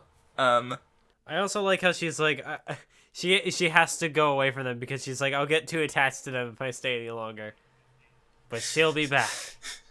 Also, I think it's interesting. I noticed a little inconsistency in this Viz translation, which, like, I guess I understand why they changed the lettering around, because what's the heckin' word? Oh, that's you're right. Anagram or whatever, or you rearrange the letters. So they changed Jing. I believe it. But like because it used to be. And there's one in the when they do the what's it called? When they open the binder earlier and it's like the list of all the people they've met. It's NIGG, but here it's NGIG. but they didn't. Viz almost got canceled, so they needed to change it. But they didn't get it early on, so they didn't fully commit to it. Shame. Because you're right, I knew, because people have joked about that, obviously. I think in the English dub, they probably pronounced it like Nij, because, Jing, so they changed it. Right, which... Because I sometimes say Jing instead of... or Ging instead of Jing, like, I might have made that slip up earlier, and, like... but it is supposed to be a J sound, so yeah, or at least at the start. But yeah, I didn't even realize that they did change it to... Najig, I guess is how you might, or Nagij. Yeah, I don't know. I like Najig better. But yeah, I'm looking at this spread where it's like the reintroduction of Kite, and I like it. It's got like the, what's the word? The soccer petals or the flowers? Flowers? It's got like the flowers, but I'm white? thinking it's like gray. But what is the tone? True. Maybe gray. Yeah, I'm not sure. It's got like the gray look to it. It's not just black and white. It's got like it gives it an air of, I don't know, importance. Well, it definitely said like this is nighttime, but it looks so different compared. Like, well, it also I think tells the distance too that they traveled, because like when they left Greed Island, it was daytime, and then they use a company, and it ends up nighttime. Like they moved a long way to come across Kite. Like even later, there's a campfire, they're cooking fish. You see the starry sky, so it's just like it's nighttime. Like And but it definitely looks just starkly different. Even compared to like I don't remember Yorknew being drawn like that when it was nighttime. And the tree is super detailed and stuff like. It's also really interesting seeing this scene in the way that like it was initially written, and not in the 2011 way where it's like, oh, who's Kite? Right, like there spoilers. He doesn't there's not just like random little bugs that he shoots, and he's like, oh, those are Chimera ants. Like that doesn't happen. Yeah, it's just like he's just like, oh, Kite, this character, the audience knows because he was there, and Galen's mentioned him occasionally. Yeah, like the tone of the scene is totally different, because before it's like, who's this mysterious stranger? What are these Chimera ants that we almost did? But then it gets into the more like, oh, I remember you, and then it gets a little more. But here, so it does actually change the tone of the introduction of the arc a bit, because you have kind of like the 2 points of contrast, I guess, and like how they'll converge later. Yeah, I would like, because honestly, like maybe I'll feel differently rereading it, but like I feel like Chimera Ant is maybe it's even supposed to start like light and fun, and then once they run into Pito, that's when it really shifts. I'd say like though we'll discuss it later, of course, but because now you mentioned that is interesting how the 2011 sort of it does darken the start of it, where like I guess there is like the ongoing thing with like the queen. The build up there, there's the build up with like, the queen, but it's kind of contrasted with the boys just kind the dark of and the light is right. Seeing these creatures. Well, like I described it earlier, is like Hunter x Hunter it's a bunch of kids buy a video game, play the video game, and then go out to hunt bugs in the forest. Like it's just the normal Japanese childhood. Right? And I also love the detail where Jing's like, if he uses magnetic force, like Gon could have found Jing if he wasn't shy, because he's just like, if he's, such a loose wimp who has to have friends around all the time, no. And even the one girl is even like, if he's a wimp, why is he a wimp if he has friends? And like, Jing just doesn't want to meet random people, I guess. He's a dork. But yeah, then I hope he does Kite get to meet asks if Killua one day, because then he can realize what an asshole he was. It's like, why wouldn't you want to meet Killua, you fucking bastard? Gon wants to show you his friend. Exactly right.